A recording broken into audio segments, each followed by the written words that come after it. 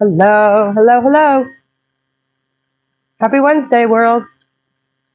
Um, we're here for our reading this fourth night from Maria Mises' Patriarch. No, Primitive Accumulation on a World's. Shoot, it is a grand title. Patriarchy and Primitive Accumulation on a World Scale. Maybe it's what it's called. It's riveting reading. Last week we established that men are not rapists by nature. So, I thought that was a win, personally. I'm biased in that, obviously. Come here, Duncan. Come here. Come and meet the people. Come here. What do you see? Oh, the latest addition to our crew around here. Look at this. This is Duncan. Like Duncan, not like Dunkin' Donuts. I forgot I live in Tennessee. So everyone is literally like, oh, like Dunkin' Donuts, cute. No, not like Dunkin' Donuts. That's okay. He's a dog. He'll never have to deal with that at school or anything like that, You don't have to be Dunkin' Donuts in the third grade, will you? No. Ow. No. Don't bite me on the face. That's cute when they're little, right? And then they get big and it's a problem. Anyways, yeah. No. Look at her face. Oh, I'm in love, obviously. Mwah. He doesn't want to be on camera right now. I guess he wants to go run around and chew on things as puppies do. I hope she didn't walk away from her email and decide that we're not on for today because I never responded to her. Yeah, I'm just running behind. I probably sound like hell because I've been sick for a week. Today is literally the first day in a week that I am not blowing my nose every 5 minutes, so that's a plus. If we're going to be doing this, really don't want to be so congested I can't think straight. So anyway, what I'm getting at is we're just waiting on our lovely friend Kat, who's actually going to be the one doing the reading. So we do need her to arrive. I sent her the link a few minutes ago, and hopefully she'll check her email in a minute. I've been known to run behind in the past, so it's not outside the realm of. Oh, here we are. Thank goodness. Hello. Hello. Oh my God, I'm so sorry. I never emailed you back. I was running a little behind this morning. That's okay. I was like, oh, so we are going on because I started putting everything away. Oh, no. You were coming. I was like, oh, maybe she forgot. And then Right. No, that's what after I put it all away, then the link, I'm like, oh no. Right, it got to be 4 or 5 minutes past. I'm like, oh, I hope she didn't walk away from her email and just be like, oh, I guess we're not doing this today. Right? So I'm still just setting up. So just give me 2 seconds. I'm gonna get Hey, up here. You're good. I've actually been sick for the last week, so oh no. I probably sound like hell. Today is the first day I'm not blowing my nose every 5 minutes. Oh no. Yeah, so our Thanksgiving break was we had a cold go through the house. Lovely. Yeah. Let's see. Where's my? Where'd you go? And so then, yesterday I was like, wait, tomorrow's Wednesday. Were we supposed to do a live stream tomorrow? Oh crap! I literally just went back and watched the last video and was like, "Yep, that's me saying tomorrow." Yeah. Wow, that was before I was sick for a week, and you know how just everything kind of like. Yeah. What is life at that point? Right. Yeah. No. I've been pretty good actually. So. Good. I was starting to get sick, like I said, when I came back from Nova Scotia, but I think I'm feeling a lot better now. It went away. Right on. So, I hope you weren't sick for a whole week. Oh, wow. That sucks. No, I hope you were not. I hope yours was easier than that. All right on. It's bloody cold in here, Kat.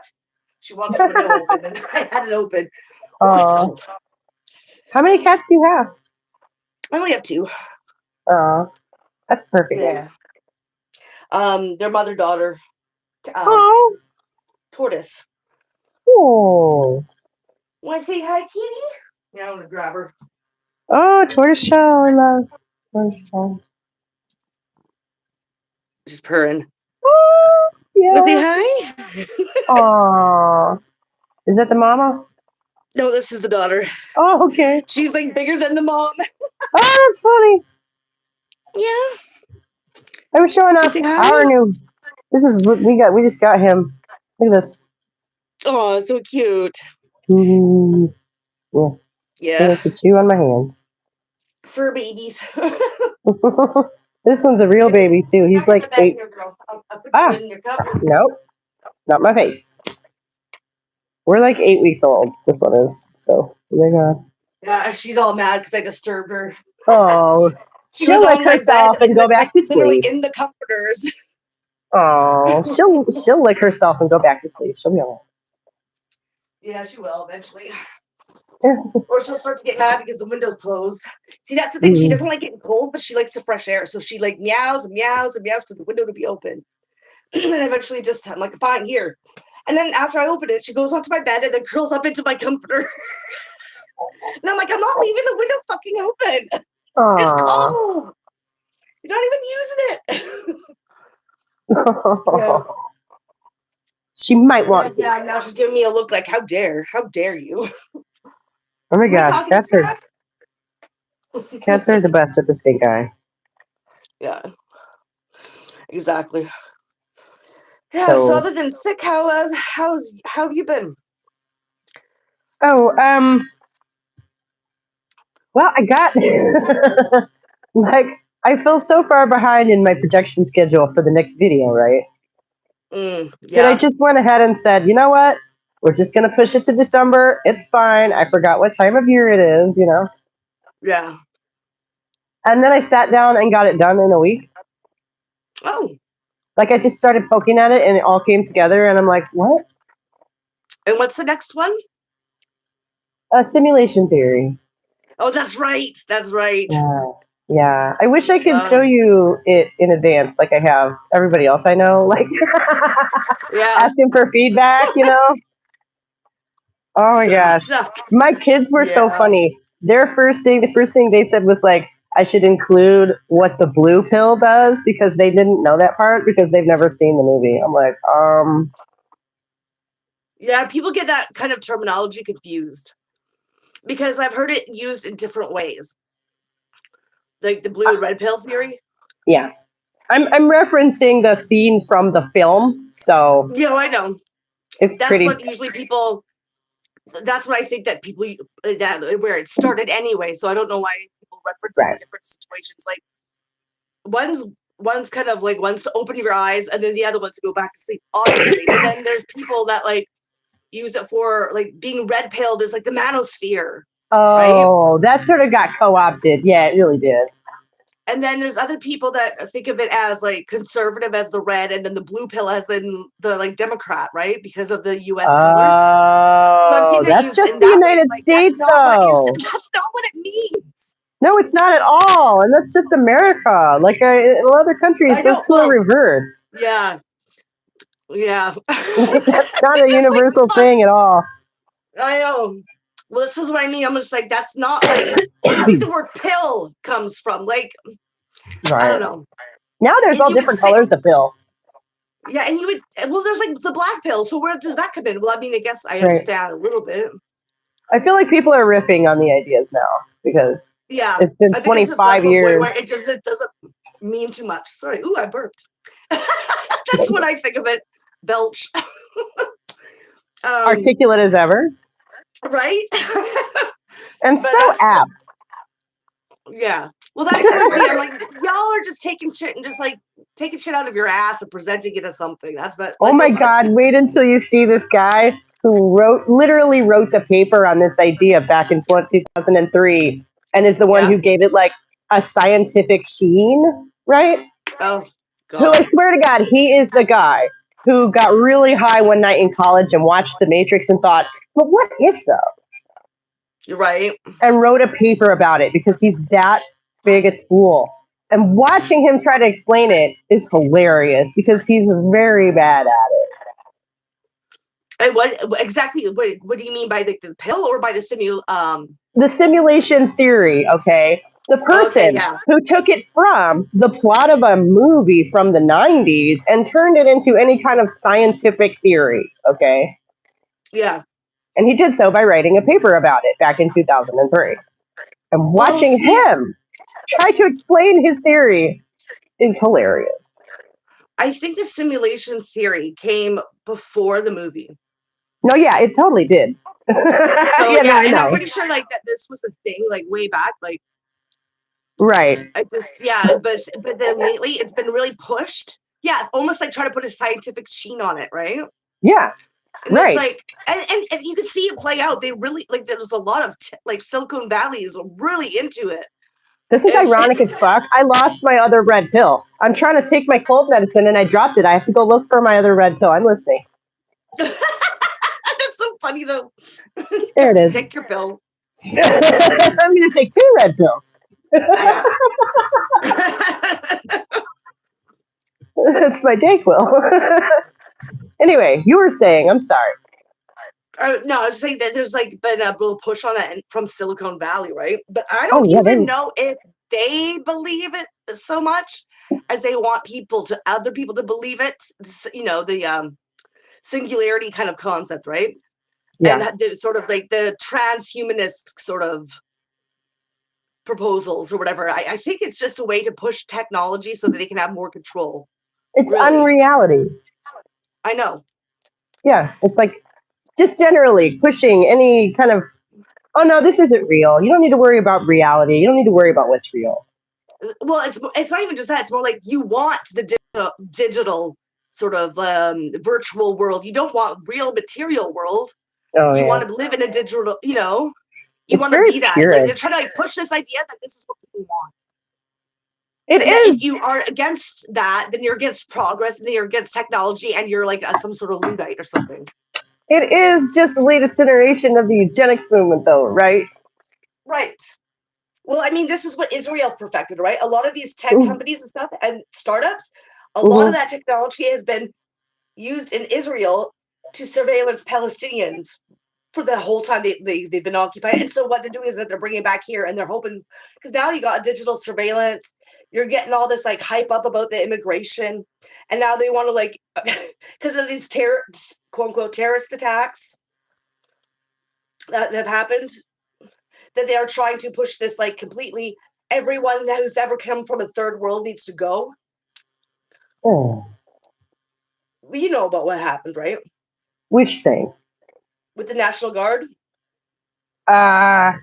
Which thing? The one Oh, where the no. guy shot somebody? Yeah. Yeah. Yeah. How and the funny thing is like what they're not like understanding is that he's a CIA agent. It's like he worked with the CIA. This is not even something that they're denying. No. And you know, I feel so paranoid every time I say this, but once a spook, always a spook. Right? And even if he wasn't, let's just say he wasn't, which I don't think, I think there was something going on there because of the Google searches that were made had his name spike right before it would occurred, which means someone was looking up to see if he did it yet. Looking up news. What the fuck? That makes no sense. I mean, Well, otherwise. Yeah. Yeah. Yeah. Anyways, and it was where it came from, DC and Israel. So they didn't want to talk about that. And then after this was showcased, right? Google scrapped it, and then now you can't find it. I'm sorry. Right. But of course, internet's forever.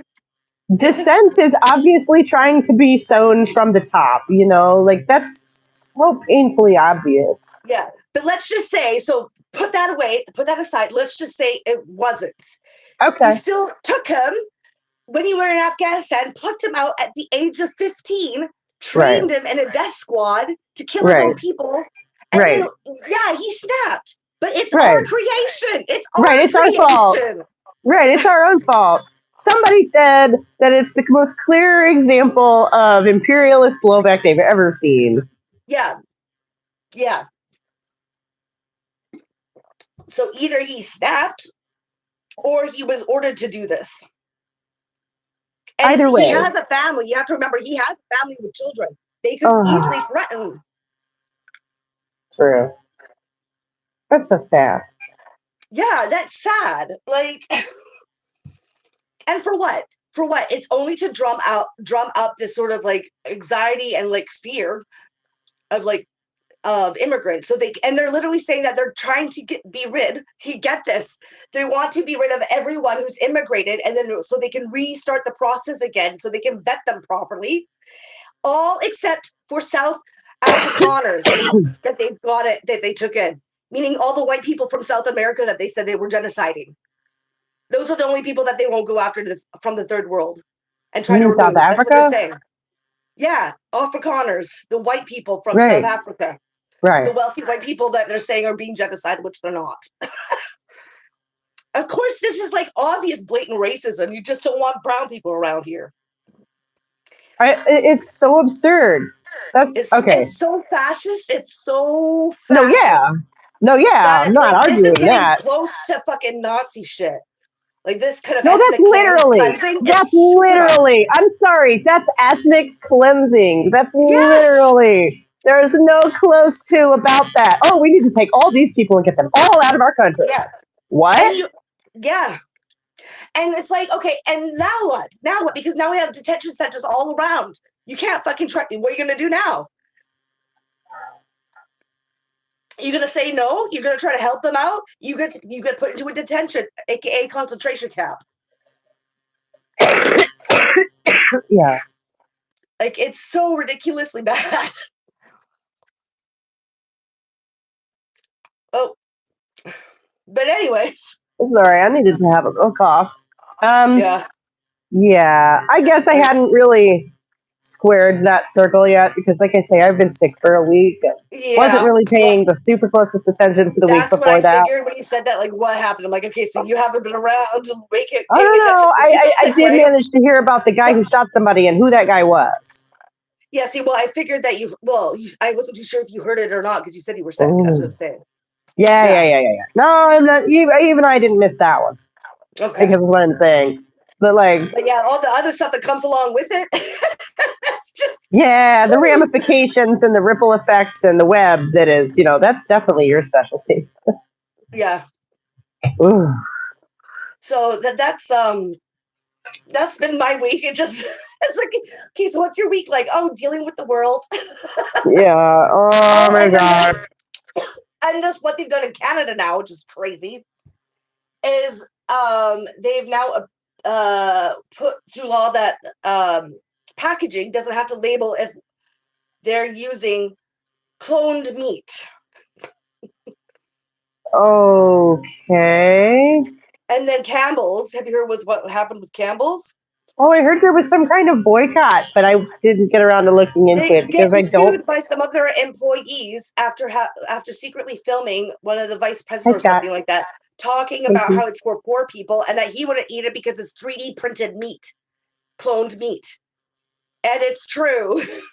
The Campbell's soup guy said he wouldn't eat Campbell's soup because it's 3D printed by lab engineered cloned meat.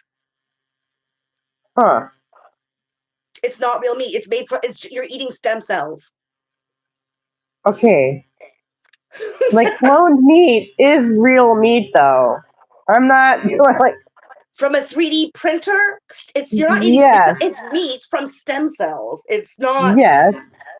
Oh, I'm sorry. No. I'm not saying it's appetizing, but molecularly, it is real meat. I mean. Cloned biologically engineered meat from a 3D printer. My question would be, do I trust the people who made it?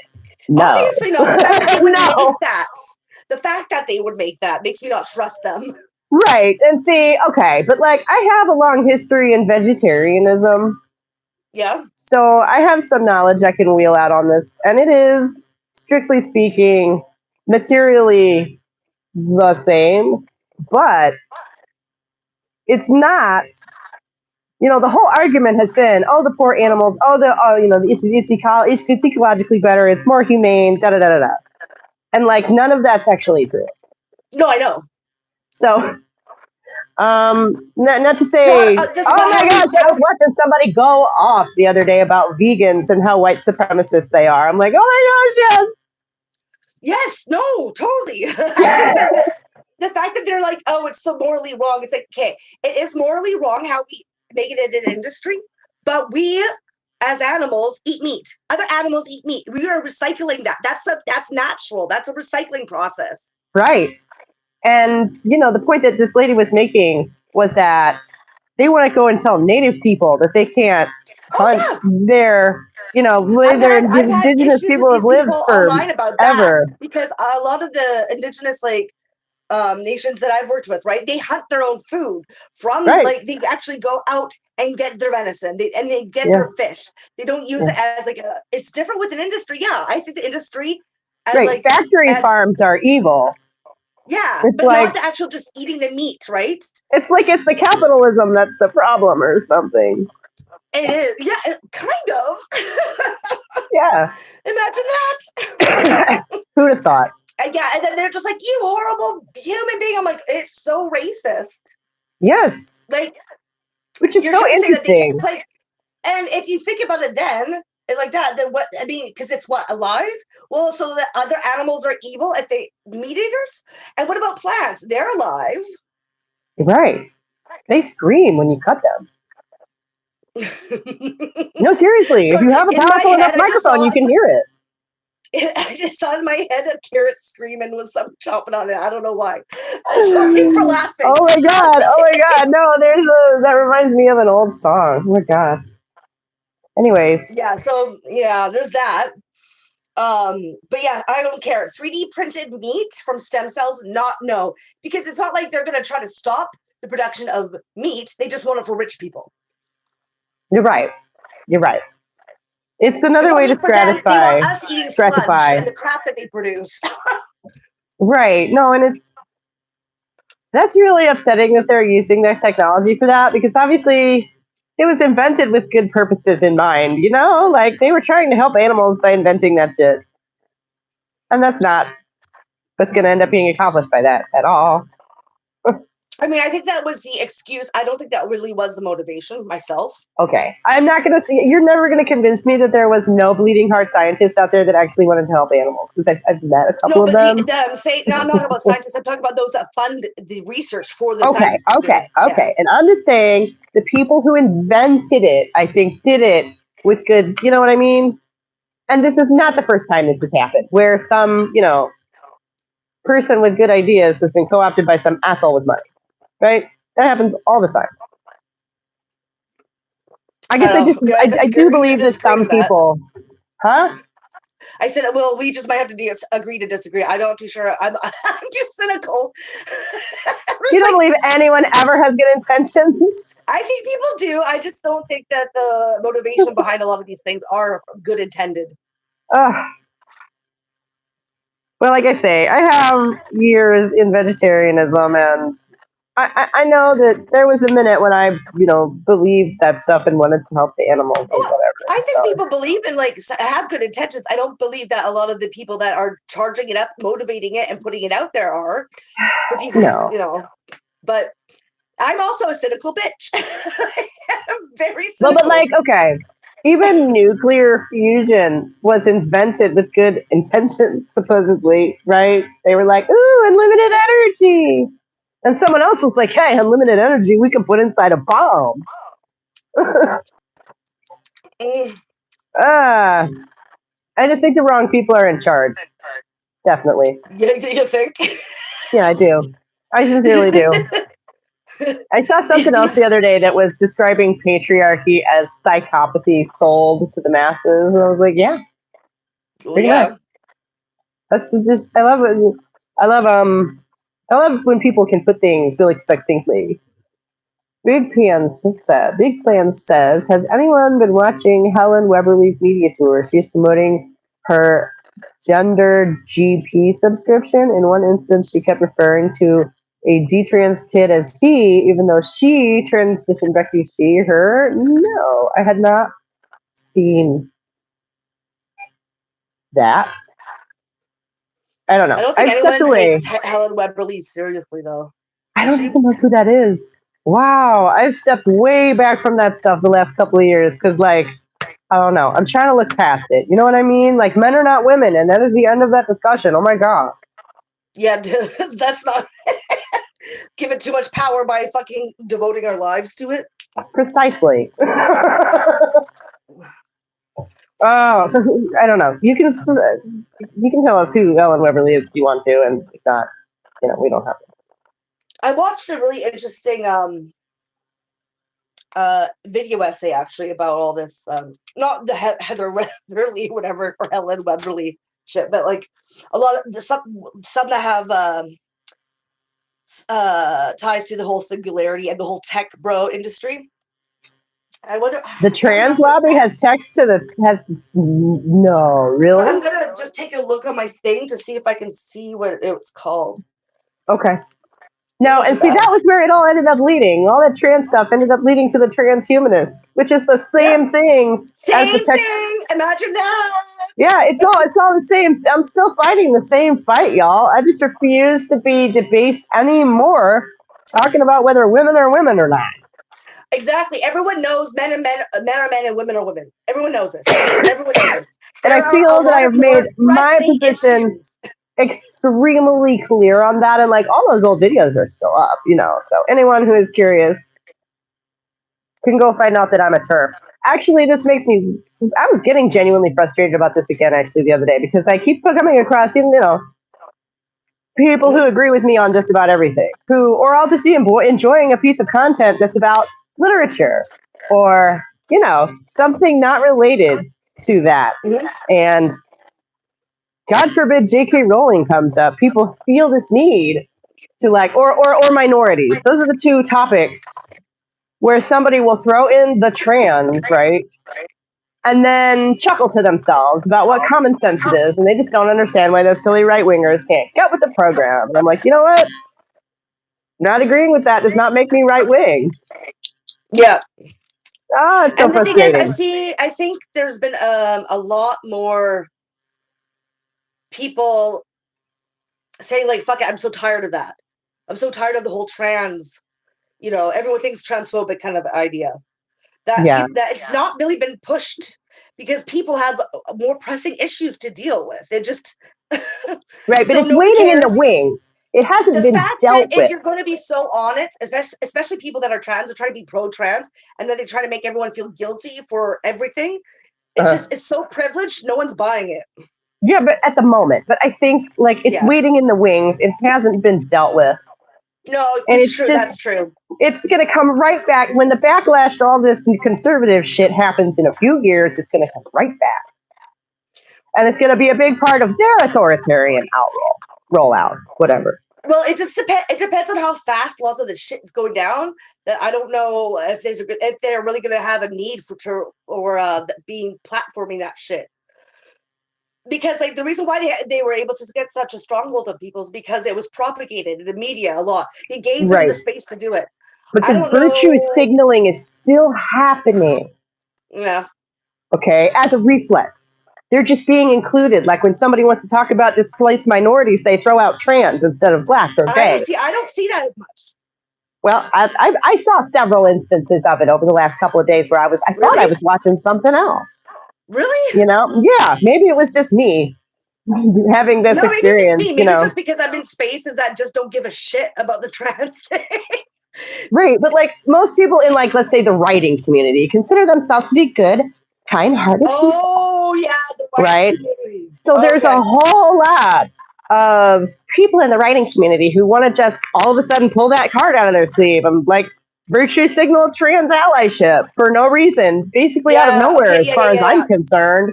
So there's different communities that are a lot more really involved in that writing community, especially on social media. Definitely is one of them. Right, and the other one obviously is liberal pundits. Yeah, still want to virtue signal that. They still feel real good doing that.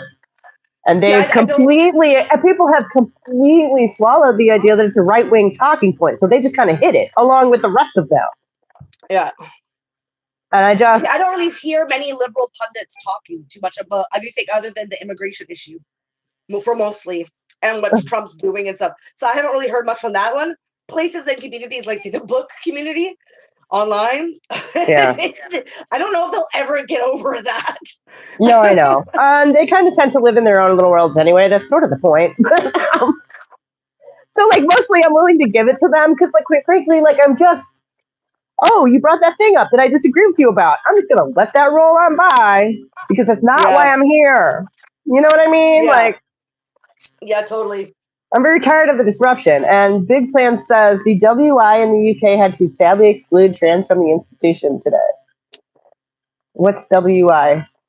Anyways, the United Kingdom is not being helpful right now. You know that? Because they're having their own right-wing swing. So the fact that I know. they're not... The fact that they're not trans allies is just helping to reinforce that forced teaming. It is so frustrating. I know.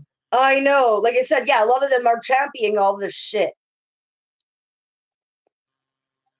Like all this right-wing fucking like literal fascist shit. It's so disgusting. Right? UK's almost worse than what's going on in the US right now. Right, yeah. No, yeah, because they're actually arresting people for speech. Yeah. There's George Galloway. Women's institution. Right on. George Galloway can't even enter the country anymore. He's like literally like, because he keeps getting fucking like taken. Is that the guy who owns the football club who they were trying to make an example of? George Galloway is a party leader. Oh, okay.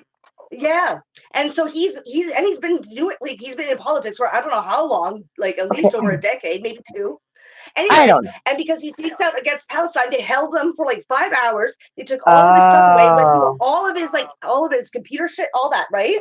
Yeah, and he's got sensitive things in there. Like it's the way the British government has come out swinging for Israel. If I had any reservations about how insane that situation is on a global scale, that would have erased them.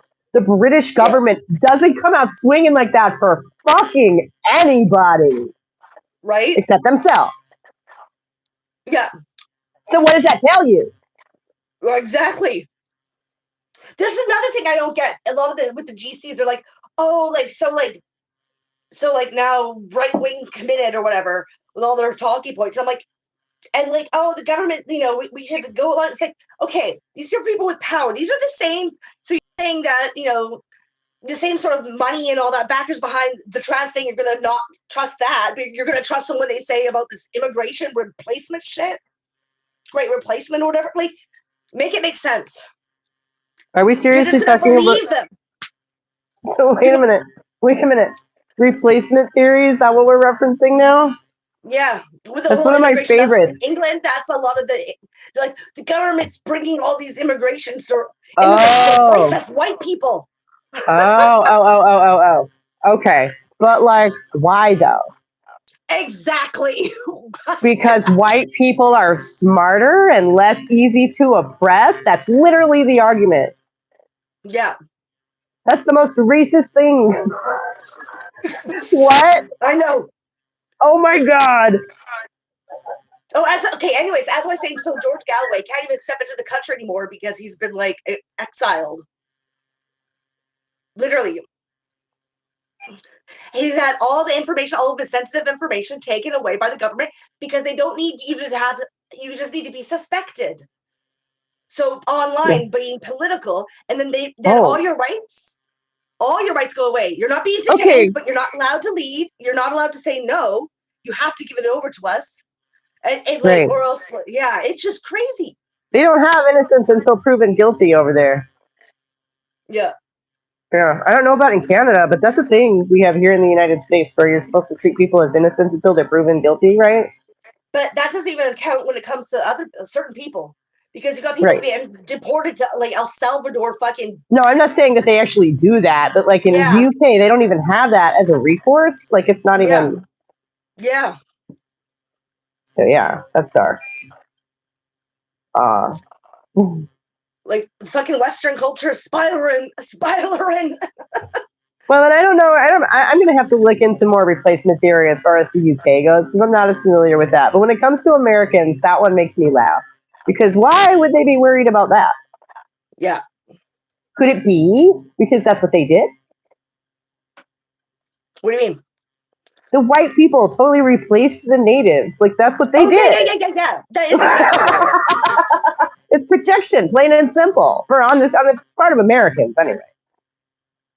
It's not about whether you align with him or not, though. Big plans, little drive. It's about the fact that that's what they did to, like, that's what they're doing to people. They're literally detaining them for no reason because they're political.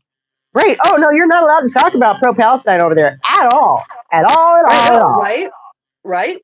So that's the problem. It's not about whether or not you even like agree with everything that he says or think that he's great or not. It has no, like, the point is that because he spoke out against for Palestine, against Israel, they literally took all of his information, like all of his like email accounts, phone, everything. So now they have all the information on other people, right? Yeah. God. I mean, I don't really know too much about George Galloway. I don't. I know that he was against the trans thing, so that's something. And for a leftist, right? For a leftist, that's actually saying quite a lot. But he was really drowned out by a lot of the GCs who were going, woo woo, let's get right wing, and not even like acknowledging his existence, at least from my perspective. Okay. And the more I think about it, the more I think it's about purity tests, right? Yeah. Because there are people who saw the trans thing. There are people on both sides who see the trans thing as a purity test. Yeah. Right. But purity tests are fascist. I also think it was really pushed as a beta test, just to try to get people to like. Oh yeah, to see what people would buy.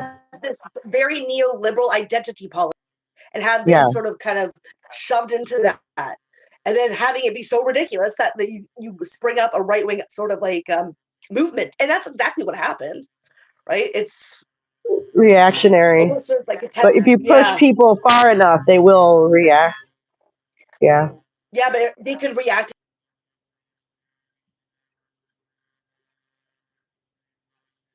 Oh. Right, but so as far as exactly. Right. As far as purity tests, they're always fascist because it's demonstrating party loyalty. That's what that is. Exactly. That's why they push us in that sort of direction of either the identity neoliberal politics, which is fascist in its own way, right, and then the right wing shit, which is fascist in its other way. Right. And I'm just so not looking forward to a few years from now when there's so like everybody I know is going to be like, "Yay, the fascists are gone," and I'll be like, "They're not though." But they're not though. Yeah. Well, that's why I thought that this video essay was interesting, because it does talk about the people behind the technology more so than the party politicians, or as well as the actual technology itself, right? Which usually is what comes down to. People always like try to like make sure that there's this mentality that it's the technology itself, without looking at the people that are powering that technology and why, right? Which is just a very small handful of like rich, like beyond fucking reason, bunch of men, just a bunch of men. Just a bunch of white men, white supremacist motherfucking men that got rich because they're Nepo babies. Yeah. Oh my God. That's one of the, I referenced Elon Musk in the video, and like, you'll see why. Yeah. And accused him of greed, essentially. And my one friend was like, suggested that I needed to put in more evidence that Elon Musk was greedy. And I was like, what? Really? That should be like a given? How much evidence do you need? I think like it's Oh my gosh. He was like, well, maybe he's like Prince Harry, everywhere he goes, he just kind of falls into people asking to pay him to do stuff. I'm like, I don't think so. Yeah. The guy from South Africa who fucking got rich because his parents owned diamond mines. Who has the charisma of an old sock. Who literally goes on television at an audience and fucking goes, oh hell, with his Hitler fucking arm outstretched. You need us to prove. Oh my God. That doesn't demonstrate he's greedy necessarily. It demonstrates a lack of judgment for sure. But I don't know. I mean, I suggested I might put up that shit. a screen cap of Grimes asking him publicly on X to pay his child support. Yeah. That's like how you be worth $1 trillion and not pay your child support. Well, how do you even have $1 trillion if you're not fucking stepping over anybody? No, yeah. Like you don't just get there out of pure fucking luck. Yeah. And You my get friend there was by like, "Yeah, fucking so making you have sure that $1 you and get he has there. 5." I'm like, "No, I have $1 and he has 5,000." Like what? He could literally, his net worth is more than the United States. Oh no, Hello? are you I'm there? back. I'm Oh, good. here. No, I was just saying he could fund our entire government. Oh, yeah. You We're can the end richest worldwide country in the world. poverty. He could fund our entire government. It's He can end obscene. poverty worldwide. Yeah. Homelessness, forget about it. Let's just build everybody one. No, they'd rather kill everyone off because they don't want. They're just useless, broken tools now, so they have to be thrown in the trash. That's how they see us.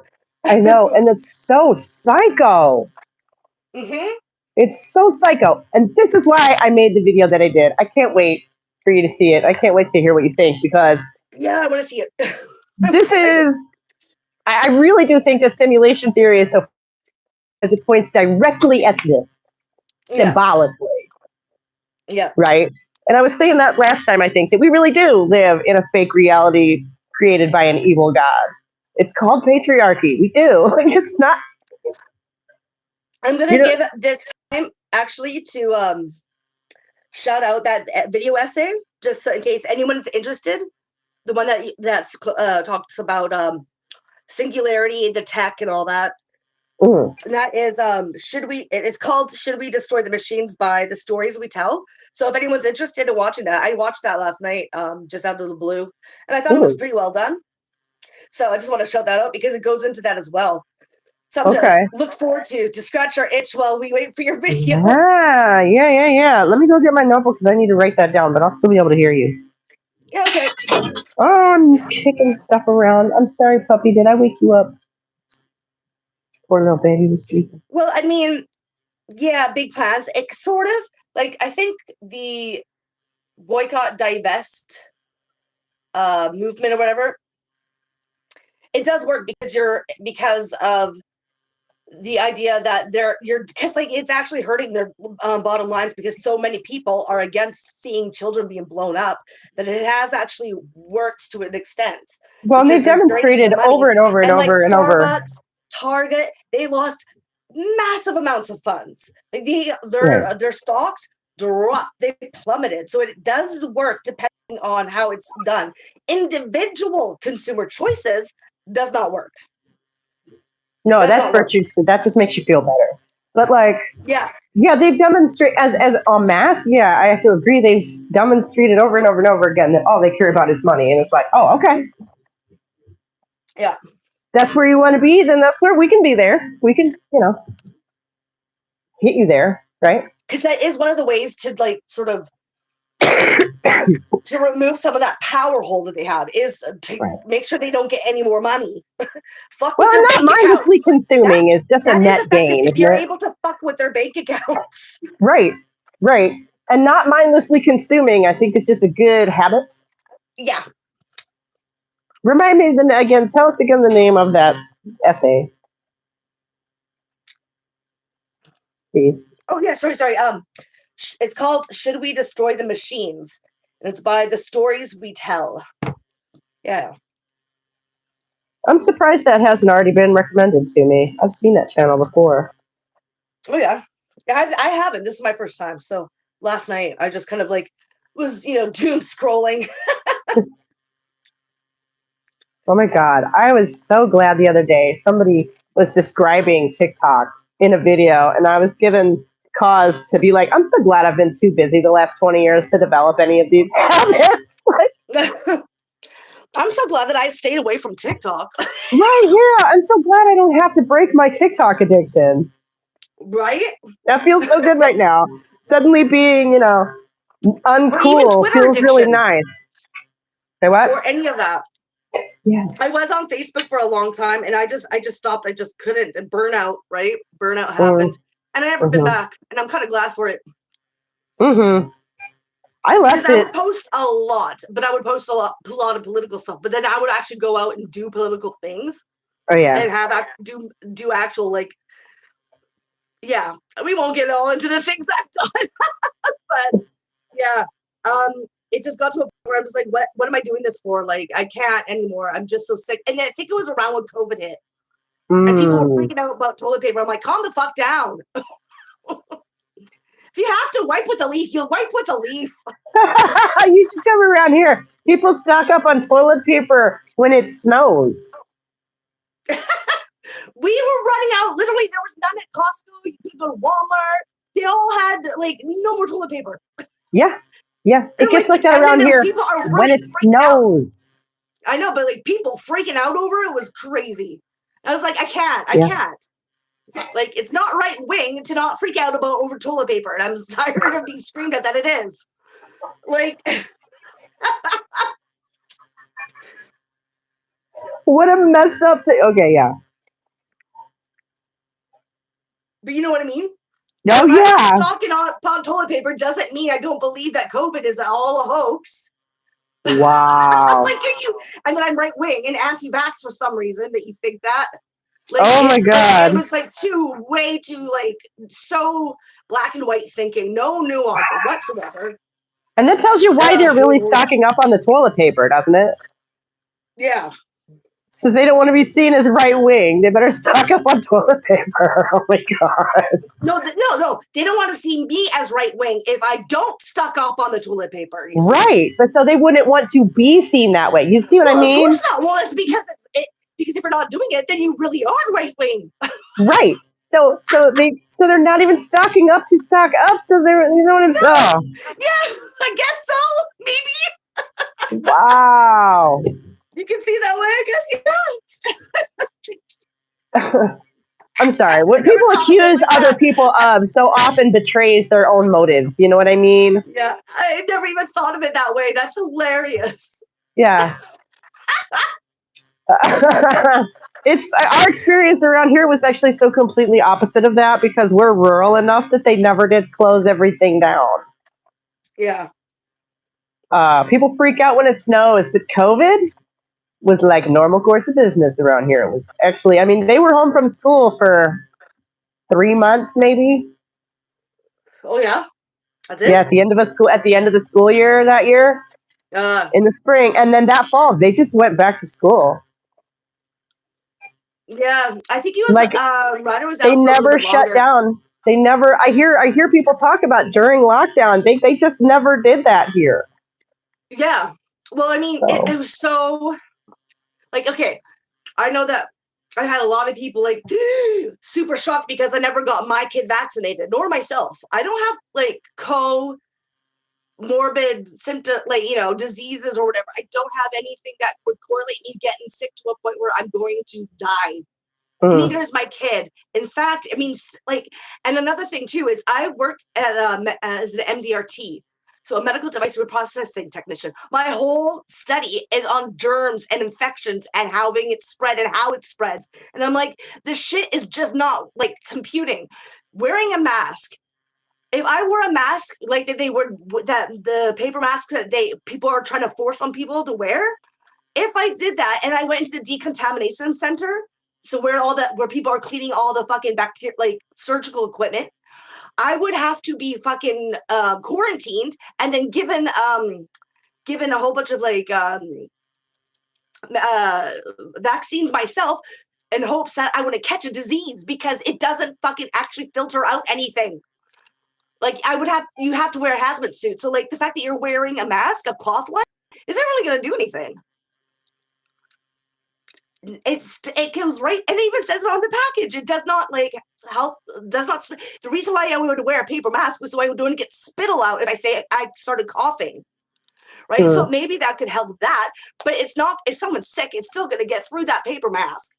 And even just saying that, people would freak the fuck out. And I'm like, but this is my job. See, I'm still interested in clarity on this stuff. Right? because I don't have the germ expertise, I'm still interested in clarity on this stuff. Okay, Mhm. that has Yeah. proved to have been the best action to take. What do you mean, not getting vaccinated? Um, Yeah. What? The masks? right, Yeah. big plans. Which one? Which thing do you mean, honey? Like the one that got me was dried pasta. Fighting to get your hands on a small bag of 6-pound pasta shells. Yeah. People don't want to go hungry. People do not know how to even face the idea of going hungry these days. Are you kidding Yeah. me? But uh, like, when it comes to the whole like, the best thing to do is let it run its course. Actually, that's clearly what's the best thing to do. So basically, if you have concurring like things that like it really is, you already have an immune system that's compromised. Let's say right. You're get right. vaccinated. But if you don't, if you're healthy, you're fine. I got COVID. It was like having the flu. My kid got COVID for one day. It was like having the flu. Kids are shown to have it not been affected by, like, they didn't need it. Right, right. It was much worse for the elderly. Yeah. Yeah. Or people with compromised immune system. So that's Mhm. fine and all. But like to try to say that someone's anti-vax because they think that it's dangerous to fast track something that is not necessary for everyone. That doesn't make me anti-vax. Get your measles, No. get your mumps. You should take those things. Being Like, but anti-vax it's this makes you no nuance anti-vax. view, right? It's the no nuance. Right, right, right. Which, like, that's something I would love to leave in the past. Yeah, The black and white thinking, the lack of nuance, the yeah, entire and utter lack of like not even nuance, detail at all. yeah. No context. Yeah. Yeah. Oh, jeez. I don't know. I'm always hopeful for the next year. I don't know because I'm still hoping this channel's going to get off the ground. You know. Yeah. Oh, actually, my daughter and volunteered. So 2 weeks from today, I guess the video will be up. Like I say, it's finished. Mm-hmm. I'm going to put out a couple of shorts to promote it, so people can get kind of a feel because I actually have the opportunity to do that for once. What a Yeah. concept! And I feel like nobody does that. I feel like people don't really do that, like release shorts as like trailers almost for a video. But that's kind of what I'm No, thinking, they don't basically. really. They just use it for slop content for the most part. Yeah, but that's my thinking. Is I'll release a couple of teasers, basically. I think that's a good idea to use it for because I hate shorts otherwise. Teasers like in a trailer is like a commercial almost like yeah. Yeah, I don't know. I'll I watch it if I'm looking for an answer to a question. yeah. That I could read through a bunch of like articles for, or I could just ask YouTube and have a person tell me the answer to this question. You know, but like what is blah? And I can listen to it while I'm making supper or whatever. Oh, Ben Taylor, a comedian, does, and it's very effective. You mean by trailers and Oh, using does shorts? does uses shorts as trailers? Right on. See, Yeah, good that's for the him. only thing I've been able to come up with for them that makes any damn sense to me. Yeah. And I never Well, had the it's opportunity meant. because I was making a video like every week. Yeah, it's meant to sort of like try to glean the sort of TikTok craze, to Right. try to And get there was some of that audience. And it's like, please stop. right. We don't want that. We don't want that. Oh my god. People It's a have a different hard time format. And that's focusing. okay. People have a hard time focusing. People have a hard time reading things that aren't like so dumbed down now. Like, we need to stop. This is like really bad for our cognitivity, like going Yeah. forward. It's It's literally bad proven for to everything. show that it literally affects our brains. That especially if you're a developing brain, it's Yeah. so bad. Right. And we have the older teenagers and an 8-year-old, and I've had to explain to him many times why no, he can't have a phone. Yeah, my son just got a phone last year, and he's 14. He Yeah. was 14, Yeah. and that's his first phone, and it doesn't have you can't get onto the internet unless you have the Wi-Fi. You're next to Wi-Fi or have that, right? So Mm-hmm. he doesn't use data. He's not allowed to have apps. He's not. I'm very strict when it comes to this shit. Right. And then, like, I walk past the people with the fat little girl sitting in the cart with the phone in her face, and I just want to call CPS. Right? Like, that's child abuse. I know, or like 2-year-olds can't even like walk. Babies with iPads, like playing games. It's so bad. Yeah. No, there are some cases out there that are really, really dark. Yeah. And, I really try to focus again on the positive and that we didn't do that. It's not everywhere. Not everyone has that problem, But definitely in the Western world, it is a problem. I A think lot of because people, they're forcing yeah. this sort of like way of being in school, so you can't even get away from it. They don't even use textbooks anymore. It's everything is on an iPad. Right. Which, our private school keeps sending home like a reading book every week. So they are still using books. So that's Well, nice. that's good. It's better than what fucking my fucking school's like here. Well, like I say, it's a private school. So Yeah. they do what they want. Well, to an extent. They don't have to, have the Fed come down and be like, all right, now you have to roll out this. Now you have to roll out that, Yeah. No, I know. Which It's is so weird because then I start sounding like a but not crunchy everybody can mom. afford private school, right? So that kind of No, sucks. yeah. We're barely affording it ourselves. Oh my God. Yeah. There's no way I can afford it for my kid. I almost said his name. Hopefully. Ooh, yeah. That was a close one. Little darling. Yeah. Well, big darling. He's got 14, 15. Yeah, wow. Yeah. Do you mind waiting just maybe a minute or two while I go get more coffee? I drank the whole damn thing. Oh, So I just dang. want to No, pour yeah. myself another coffee. I'll be right back, Go and then for we'll it. Go start for reading. it. Yeah, we should get started at some point. Yeah, I need some liquid for my throat this time. Oh, yeah. You do all this talking. I don't know if you can still hear me. So, yeah.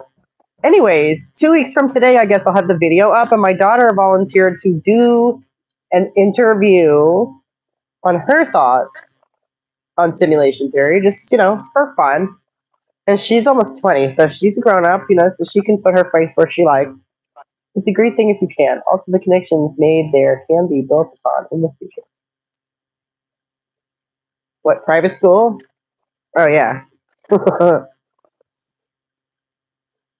Also, I think in the UK, private and public are reversed, right? Like, private school here means the one that you have to pay out of pocket to go to and not everybody gets into. Right, private school. And the public schools are the ones that the government pays for. And I want to say I read somewhere that in the UK that's reverse of that. So you might be saying the opposite of what I think you're saying. Yeah.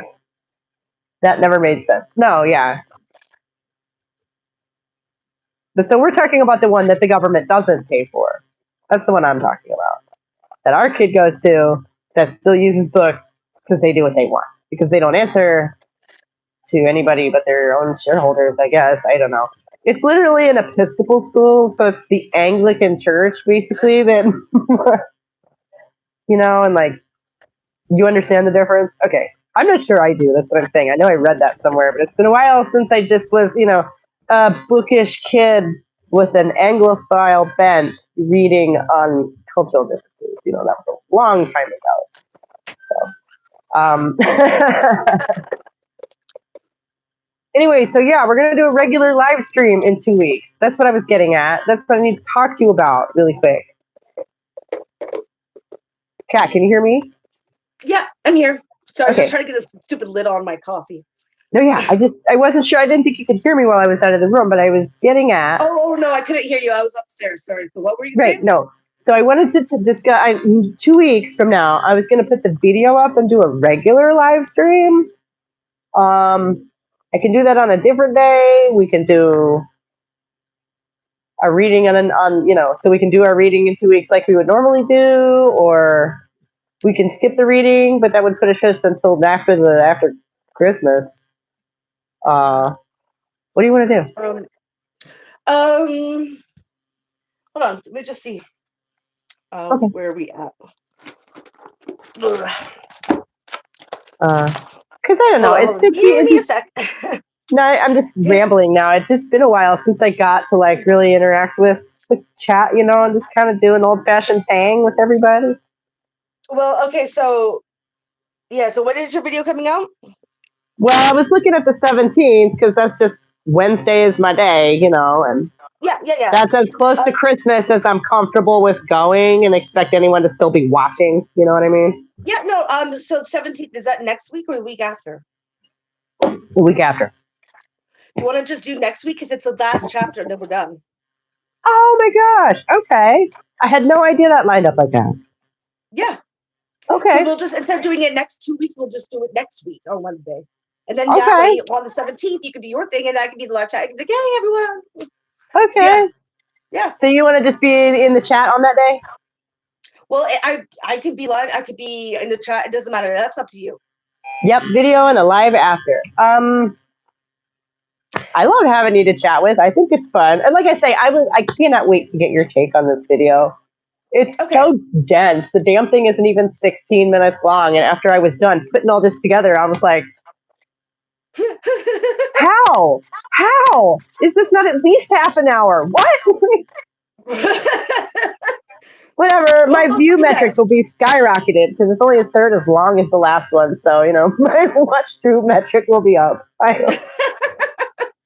Okay, yeah, no, if you really want, I would love to come in live afterwards about what I think about what you posted. Okay, cool. And the thing premieres at 11 and then the live streams at noon. I always did it that way just to make it simple for everybody. So, like, I think that would be this time. What time is it that we go on here? It would still be the same time for the live. Okay, is what I'm getting at. Yeah. So the video would be up an hour before that, just to give everybody a chance to watch it.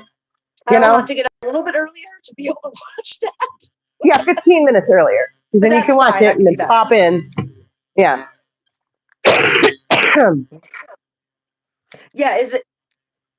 Yeah, I think so. Big plans. Bye, Scott. It's a video, then a live after. Yeah, on the 17th. I'm talking about we'll do that video, which is nice. Yeah. Oh. Okay, I'm just gonna set up right here. And I don't know. I take a couple of swings in this video.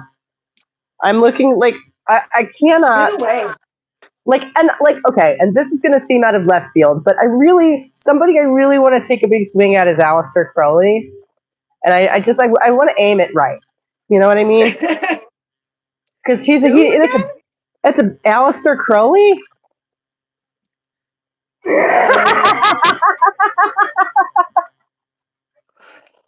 Okay, it's frustrating because if you look into esotericism or the occult or anything regarding that, I think we've talked about him previously. Right, he is annoyingly ubiquitous. Right, it's a big target to swing at. Where did I heard that name before? Where did I hear that name? I get you. Well, I ran across the short. Speaking of shorts, the title was "What did Aleister Crowley smell like?" And I'm like, you know what? That's bonkers. I gotta know. That's such a weird question, right? What did he smell like?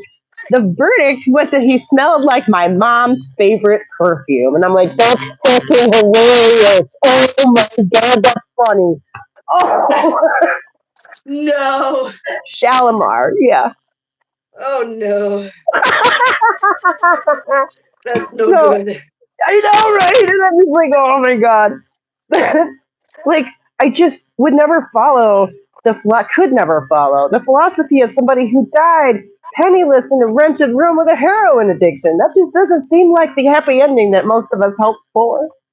Yeah. And I cannot fathom. Jesus. Yeah. Well, because it's musk and something else. And, I'm not a perfume person, so I don't remember. Yeah. Oh, he's in Washington State, big plans. Way out west and north. But yeah, anyways, I want to take a swing at him, and it probably feels out of left field, but and I gotta aim it just right. You know what I mean? Yeah. Because I got the ammunition, if you will. I gotta, and that's gonna piss people off. Good rage bait. No, I know, but some of them are people whose content I enjoy, and I'm not against Thelemites, a lot of them seem like cool people, you know, but like Thelema itself is the philosophy of that dude. So like there's just no fucking way. The That who is it. mites? What kind of mites? Oh my god. He founded a religion. Because of No, course no, he but like did. the what did he call them? What did he call them? Thelema. It's called Thelema. Thelema. Yeah. So Okay. they're Thelemites. Okay. Yeah. Like a lot of them seem like interesting people, and it's like if that's the conclusion you've reached on your personal spiritual journey, you're an interesting person who's probably been in some interesting corners in life. You know what I mean?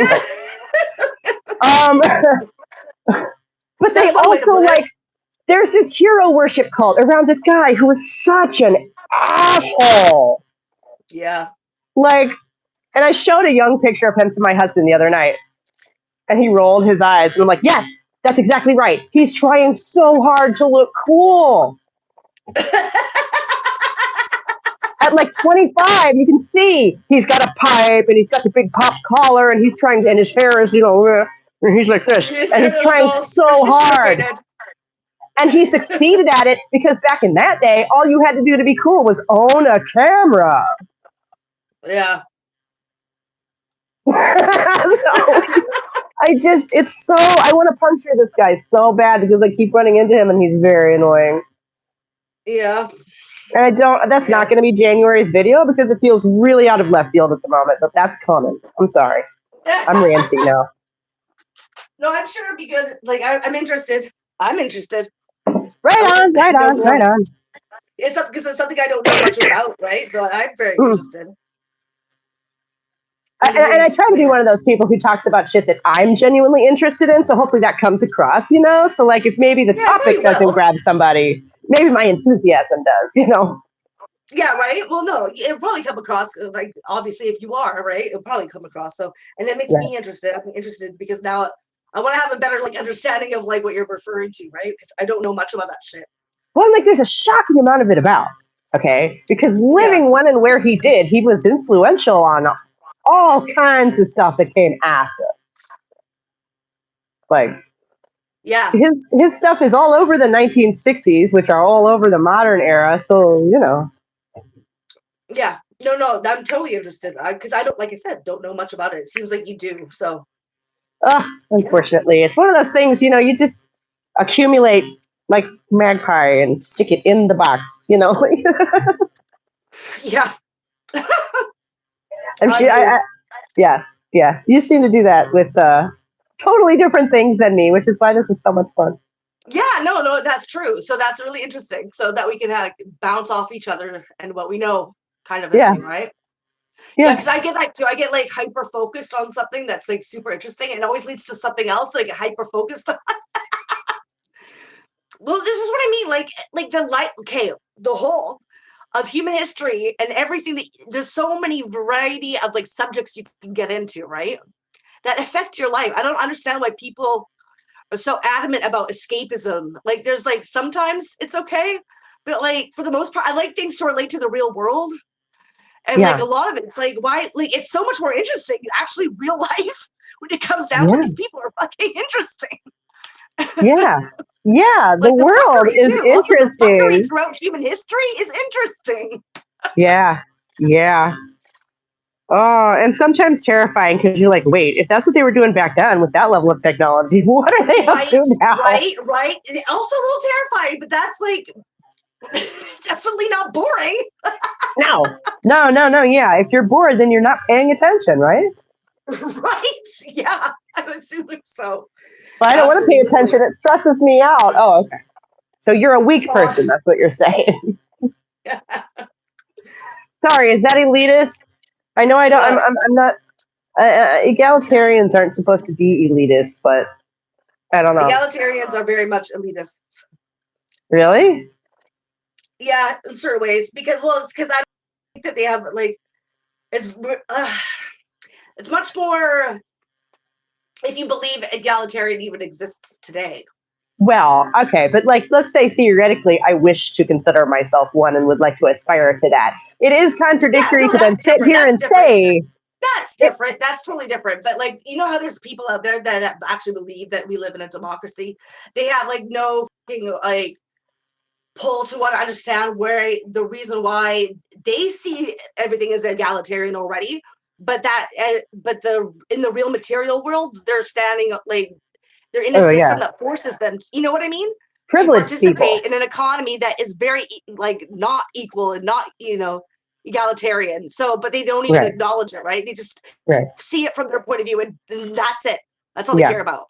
Right. That's what I think is that. So let me just differentiate the two. It's different if you're trying to strive for it, because then you actually see the real world and the material world that's forcing people into these, very exploitative, industries. Then it's another thing to like completely ignore that and just believe that because it's in your perspective, and that's all that matters. That's what's right. Right. Kind of thing, Well, and I guess I'm struggling to balance the fact that, like, on the one hand, I do believe and aspire to enacting the idea that all human life is worth what is worthy. Everyone deserves basic rights. Da da da da. With this observation that some people are stronger than other people, some people are, you know what I mean? Like, not that some but that physical strength doesn't mean I'm better. not talking about physical strength. Okay, well, mental strength. Yes. Like, it's not intelligence. Unless you have a disability, I think everyone has the capability to have that mental strength. I just think that it depends on your environment and like how you like interact and your coping mechanisms and how the things that you've learned, the things that you experience. I think that really depends on how strength in your mental capacity is. Okay. In my opinion. See, and I wish that was lined up with what I seem to observe, but I don't. And it's allegorical to physical strength, which some people like. I'm not a bodybuilder, and I never would be. It doesn't matter how many weights I lift. You know what I mean? Yeah, but I think mental and physical are two different things. In that you can have like, because everyone's brain, we think differently. That's, I think, a lot to do with your environment and being brought up. But if you don't have any sort of brain condition, there is no reason why some people would be mentally stable and it's the inborn and innate, while others aren't. I think it's just the environment. It's more resilience that I'm thinking of, and maybe it's just the tools that are lacking. Yeah, I think that might be the case. The tools. People lack the tools of how to be mentally stable in such an unstable, chaotic environment. Cool. But that's just my take. Well, and if the inequalities are an illusion, that would be nice, and that would put that all to rest. Yeah.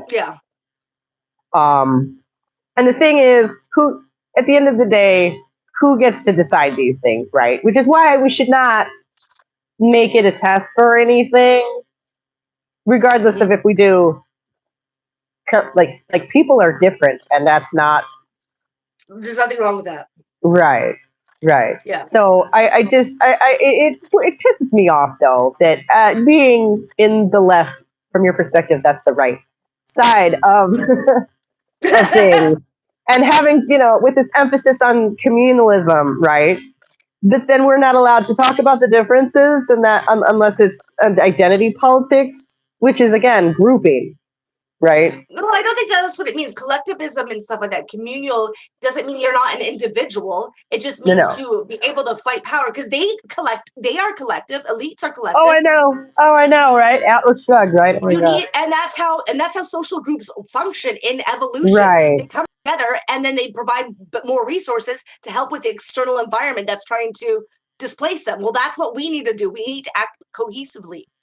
Right. No, and this we're going I to have completely individual agree. beliefs, but we should be able to come together and help each other, because that will prolong our species, and it helps the species too. Like sorry, it's that black and white thinking we were talking about earlier that I find everywhere. For people that believe in the communal thing and the group mentality. Yeah. But yeah, if you're in, speaking for myself, like I say, I try to stay in more liberal spaces because they are closer to, it's a lot less horrible over there for the most part. but so then then nobody has any stomach for discussing differences because it's like they assume you're referencing some Yeah, kind the of purity hierarchy. culture thing. Yeah, Yeah, it's a purity culture thing. Yeah, you're right, not allowed to do. But the thing is, before, like, when we had a lot more like labor unions and more of this sort of collective ideas, people understood that sometimes you come together and you have differences of opinion politically, even. But if there's an actual attack, an actual affront to everyone's solidarity, like it's you get together and you can discuss out the other like nuances later, right? It's more about keeping everyone, But right, people have identity politics have really fucked with that mentality, and so now you have to be purely believe in one sort of like ideal, and like everything has to align properly before anyone would actually even work with you, which is right, ridiculous. It keeps us separated, and it's just going to right. help elites. Yeah. Which is Oh, funny because I totally. was just saying it's also about clumping because it is because on the one hand, if you're over identifying with with your identity label, then you're not yourself. You're your identity. You're a member of a group, right? Yeah. But it is also at the same time completely, uh, yeah, atomizing people into their own little personalized boxes. So yeah, Well, I it's sort think of that a lot of that has to do with a motivational plan to get it that way, oh for people yeah, to think in that sort of identity politics mentality, because they collectively want to see they keep their power. And so, yeah, and they go to the same areas, same places. They're the really, really wealthy. They hang out with the yeah, same groups, the same clique. yeah, So I think a lot of the tribalism that we see has a lot to do with it being propagandized for tribalism, right? Using social media, using like politics, and infiltrating different movements. I really Did do you hear believe that. about all those Twitter accounts that were like MAGA Twitter accounts that ended up being from like weird foreign countries? Yeah, there was some like that. But the thing is, here, I'll say this. I don't know how much I believe in that, because there are people that was saying that they're from different areas and they weren't. And they were literally outside showing, like some people in Gaza, right? Journalists. And what I think happened was that they put on that function, and then someone noticed the Homeland Security was set in Israel. Right? That's where it came from. Them all of a sudden, they're like, because they were saying, oh, that was just a glitch. Never, that's not true. It's just a glitch. Right. Then after is when everyone's location got glitched out, say for different areas. So I don't know how true that is. I think it was Interesting. yeah. You see what I'm saying? Well, okay. There is actually Not that other there's evidence not that a bot wars, lot. because there totally is. But I think a lot of it, why it was so prevalent, because it wasn't just mega, it was everyone's location got fucked. I Hmm. think it was just them trying to like hide their own ass, really. Yeah, right. And well, I think a lot of the most extreme divisive shit has been driven not necessarily by bots, but by bad actors. Yeah, a lot of the people, especially in the MAGA world, are getting paid by Yeah, fucking Trump and shit. By certain groups of people that support yeah, Trump and his right. constituents. Yeah, they're totally paid actors, so they're bad actors. The Yeah, propagandists. You yeah, think that like the people that owned the conventional media didn't realize that it was social media was going in that direction and decided to go ahead and start funding certain people? It's ridiculous to yeah, think that that didn't happen. right. Well, and especially So since yeah, we all like, it's bad actors for sure. yeah, Totally. yeah. And so I can't tell you how much let's just say, events in the news over the last few months have backed up so many things that I already believe, like, Yeah. um, to the point where I'm just sitting here going, oh shit, I'm probably right about all the rest of this stuff too. That's bad. Yeah. Oh god, that's bad. So yeah, you Well, don't have to convince me that shit is curated, okay? I'm the one who's been saying this for years. oh, I know. I Yeah, know. Well, even just looking at their accounts, like they're so say before they were that say like with the attack with the National Guard. At yeah, first, the narrative that all of them, all the MAGA people were putting out on Twitter was leftist, dialogue created this. This is leftist, like, speech is caused, basically, right? Trying to say it's a yeah, left wing sort of terrorism again. And then when it comes out, right, he was an Afghan fucking national, right? All of a sudden it turned to Muslims, and it's immigration that really. and they all changed at the very same time, and they just tweaked that little bit from leftists to it like Islamists, right? And it's like, okay, this is so coordinated. It's not even like funny. Right. And this is one of the reasons I feel like older people like us are going to be really valuable in the upcoming years coming, right? Because that feels fake to us. That feels fake. Yeah, it looks fake. I can't believe But fall for it. If you are native to this environment where that's how shit rolls, you might not stop that. Well, but I have to keep in mind that, right? People are literally like haven't been in this space where like you've been really critical thinking about foreign policy, political issues for so long that people just don't realize. You're right. It makes it so obvious, well, and but it's not also, obvious to everyone else. You have to really try to calm down to make sure.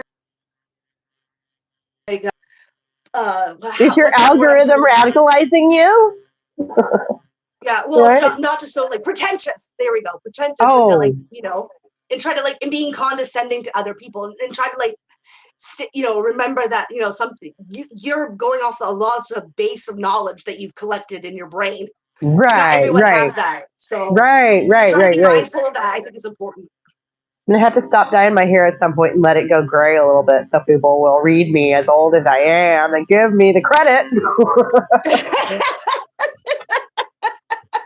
I think that's a good idea. As I get baby cheeks, I got this baby face. I have literally had people in front of me in real life tell me they thought I was in my 20s. I'm like, bitch, shut up. You do have, I don't know if this will offend you, but you do have a baby face. No, I know. Okay. And like Miley Cyrus had her buckle fat taken out and she looks like David Bowie now, but like, I feel you, girl. I feel you. I know why you did that. It was a mistake, but I know. Like. I think lately, a lot of the celebrities, especially women celebrities, are looking weird. A lot of them are having weird plastic surgery done. I know. That's what I'm like, you're so young. Why are you doing this? You look like an alien butt. Right. And like, as a fellow round-faced girly, like, seriously. I sympathize. I get it. Oh my God. I've fantasized about having cheekbones too, right? But like. Yeah. But you look like an alien's rectum. Like, stop it. Well, like, Miley Cyrus is one of the ones who doesn't look like herself anymore. Yeah. That's. I mean. It's sad, really. Think about it. Right. These girls were exploited when they were like kids. Right. Miley Cyrus was exploited by her dad, for God's sake. Oh, I know. So, like, yeah. It never turns out right for these child actors. I wish people would stop exploiting them. Right. It's almost like kids shouldn't be famous. It's almost as if we shouldn't idolize these celebrities as gods. Well, right. Say no to false idols. My little plug in there. Yeah, and social hierarchies like that wig me out anyways. But like, yeah, it does me too. It leaves a bad taste in my mouth. Oh, we're all worshiping this person. Why? Because they wrote a song. Well, I wrote a song. Nobody's worshiping my ass. What the fuck is that? Yeah, it's manufactured. It makes no sense. And then you come to find out they didn't even write the damn song. It makes no sense why there's such an idealization. Well, it does if you realize it's just for propaganda purposes, something to try to strive for. Oh my God, I know. The day that I figured out that they're literally just a mouthpiece for the powers that be. To try to get people to fantasize that maybe one day they'll be able to obtain such status, right? Right. And that's what I use. Like, okay, so hip hop was a psyop, right? At least from the early 90s on. Totally. Okay. Rap, especially gangster rap. Hell yeah. Right. No, that one specifically. Yeah, exactly. Especially from the early 90s on. I'm not going to say all that stuff from the 80s was. I don't know that Fuck the Police is. I don't know. But like some of that stuff had like actual, not that one, but some of that stuff had like, actual content in it. The older stuff. Oh yeah. But like, from the time I was a kid forward, and I have an amazing, if you'll forgive the term, trump card now. Whenever anybody tries to like roll their eyes at me trying to connect these dots, I'm like, you know what? There is a conspiracy that goes all the way from Sean Combs to Andrew Mountbatten Windsor. You can't tell me there's not. There's proof that there is. That's the most insane, but that fact right there. Yeah. is so insane. That's such a broad reach of this network that's not supposed to Yeah. exist. Yeah. And people have been convinced that, oh my God, the people in power are so stupid. They could never keep secrets like that. They would never be able to, like, I The don't know fact where that they, people think that these people are stupid is yeah. stupid. And Well, sure, I because think, like is it Nixon? That Richard Nixon ended up looking like such an idiot with his dick in his hand. Like, is that why people are convinced that the powers that be are too stupid to pull this shit off? It's like, yeah, the tape is missing, asshole. We all know. well, I mean, it's hard not to think that they're that stupid when you got people like Trump in power. Like this fucking administration is really stupid. You've got Yeah. Kash Patel and fucking like these Right. fucking podcaster bros that are in these Right. positions of power that are fucking up so bad. Right. But And Elon that Musk doesn't is make not the the smartest people that they're guy protecting either. and like allowing them to be high behind them. The people they know what they're doing. Just Right. but like a lot of the people that are like in the spotlight are not like are really that dumb.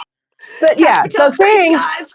saying that the puppet has an empty head, look, Yeah. baby, what are you moaning about? I'm right here. What is it? Did you hear that cry? Oh my God.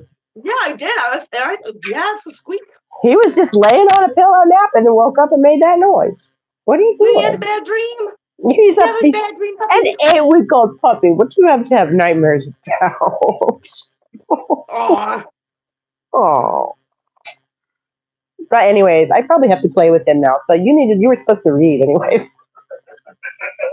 Oh shit. Yeah, fuck Jesus. Like how long have we been on and we haven't even started? It is 1:30. Yeah, it's been 90 minutes, girl. Okay, I'm well, you know sorry. what? Let's begin. Okay, That sounds like a jumping good in. area to start. Everybody who's been watching this far knows what we're doing. I'm going to mute myself. Let's go. Yeah.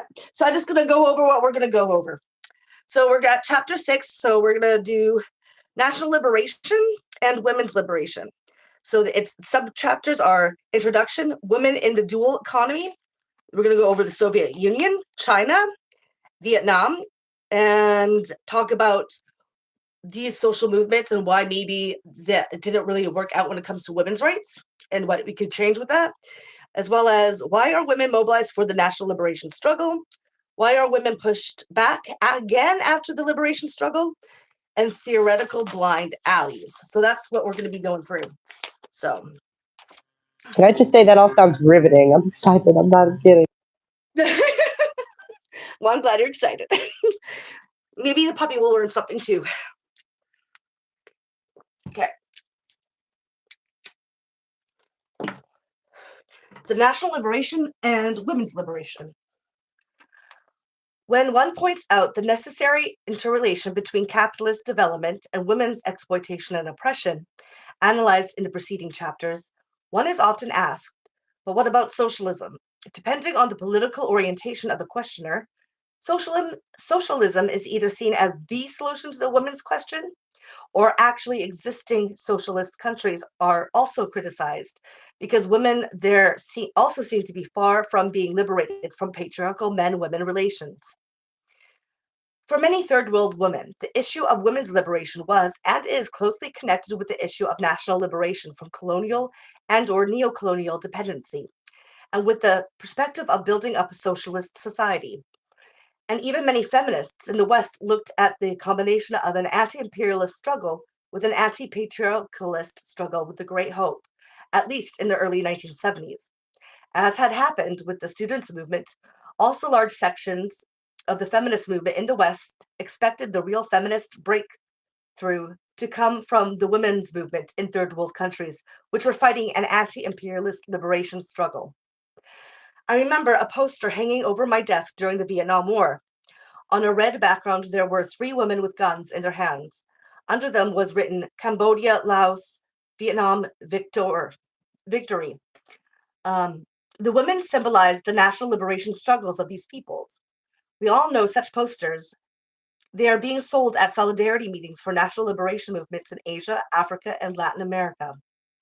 The woman with the gun in one hand and a baby on her back is the standard image by which the unity between national liberation and women's liberation is symbolized. Many of us have been inspired for many years by this image without questioning why national liberation movements always choose women to symbolize a free nation, or whether there was indeed this supposedly logical connection between national liberation and women's liberation. Sorry, so there we go. Okay. Today, such posters rather evoke in me a feeling of sadness. If we ask what has happened to the women's liberation after victory in a national liberation war, we are today faced with growing evidence of the persistence or even a renewed introduction of sexist and patriarchal attitudes and institutions in such countries.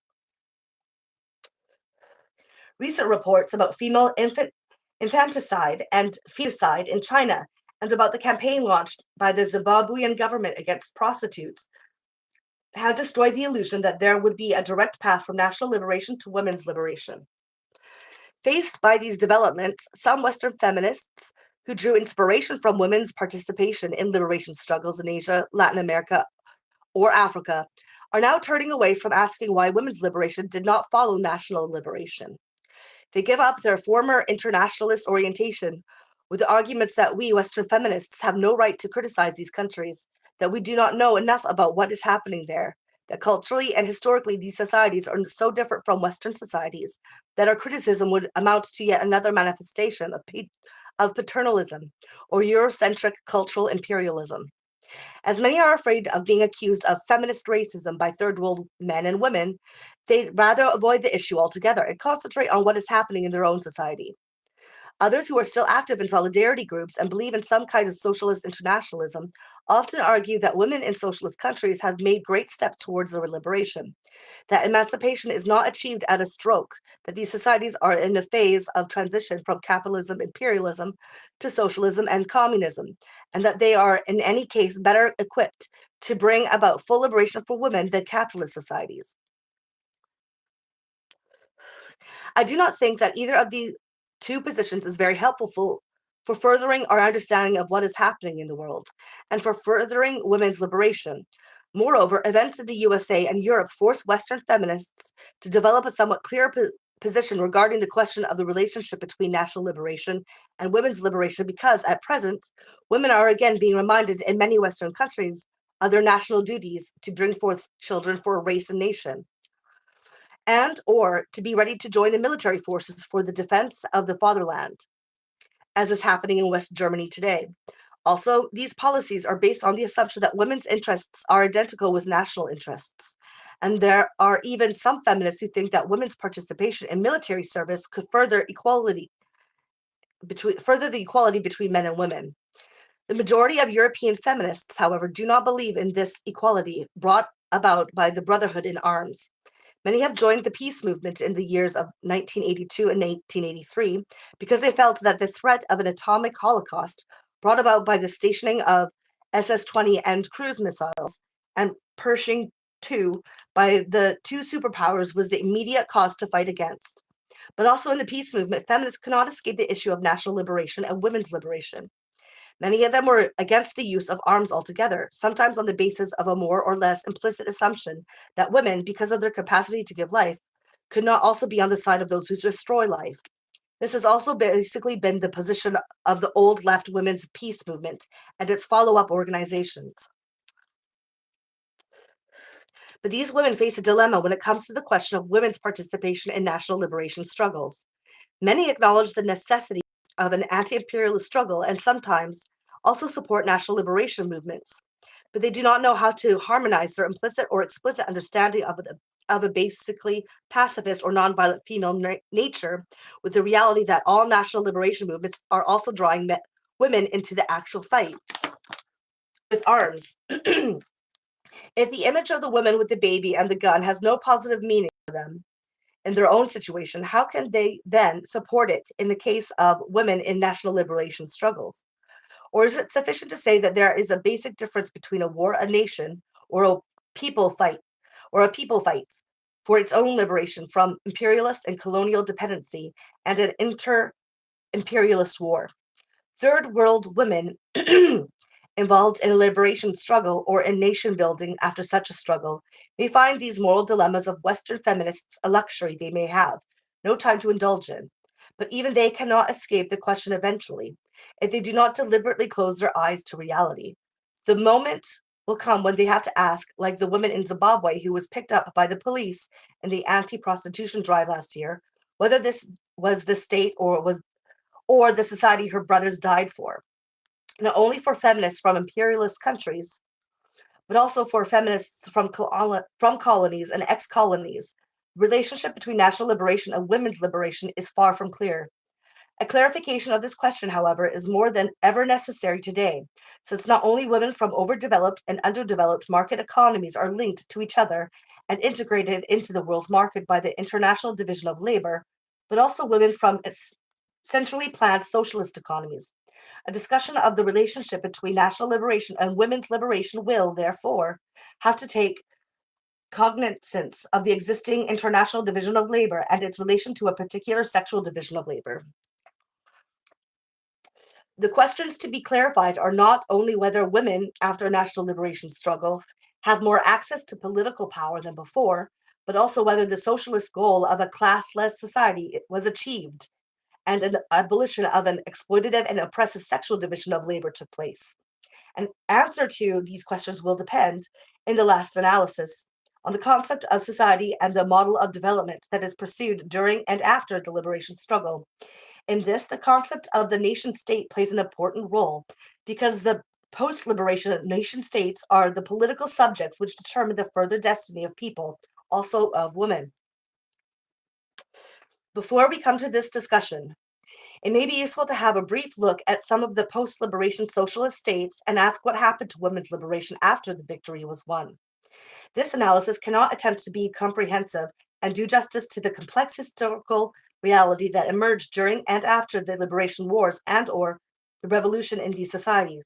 I shall concentrate on some societies which followed a socialist perspective and combined the transformation of production relations from private property to collective or state property with a claim to bring about women's emancipation from feudal or patriarchal male dominance.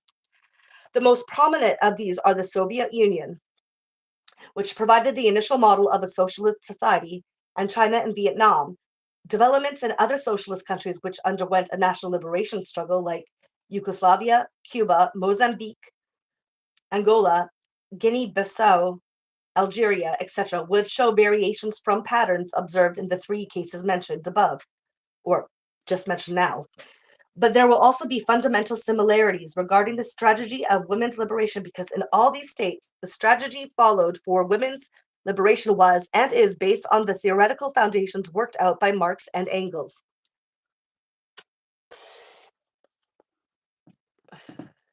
Hold on. The theoretical foundations for the assumed interrelation between women's liberation and national liberation struggles and the ensuing building up of socialist production relations were laid down by Marx and more particularly Engels, who emphasized the necessity for women's re-entry into socially productive labor as a precondition for their liberation from patriarchal bondage. Following the bourgeois political economy, which defines housework as non-productive and private, and the sphere of commodity production and surplus generation as productive and public, Engels saw a direct correlation between women's participation in wage labor and an improvement of their economic as well as their human and political status. As Marx and Engels saw the free wage laborer as the subject of history, women could become historical subjects only by entering the wage labor force. August Bebel, Clara Zetkin, and later on Lenin elaborated this theory of women's emancipation a bit further, but did not add any substantially new elements to it. Where the leaders of revolutionary national liberation struggles adopted scientific socialism, developed by Marx, Engels, and Lenin, as their theoretical and strategic framework, they also included their ideas on women's liberation into the revolutionary project. The main strategic points derived from this general theory can be summarized in the following manner. 1. The women question is part of the social question, that is, the question of production relations, property, and class relations, and will be solved in the course of the overthrow of capitalism. 2. Women have, therefore, to enter social production, that is, wage labor outside of the household, in order to gain a material base for their economic independence and emancipation. 3. As capitalism has eliminated the difference between men and women because all are made propertyless wage workers, there is no longer a material base for women's oppression among proletarians, and hence no need for a special women's movement in the working class. 4. Working class women should, therefore, participate in the general struggle against class enemy, together with their male class companions, and thus create the precondition for their emancipation. I'm sorry, 5. did he just say that there's no material basis for women's I oppression know. without capitalism? What? I know. This is where I disagree with Marx's analysis completely, right? Wow, Because it yeah. doesn't make any sense because he's coming from also a male perspective where he doesn't see housework Yeah, as actual labor. yeah. Yeah. That's the problem. That's where it went wrong, right? Yeah. No kidding. 1, 2, 3, 4. Okay. Anyway, So sorry. yeah. Number 5. Women as women may be opposed or subordinated, but they are not exploited.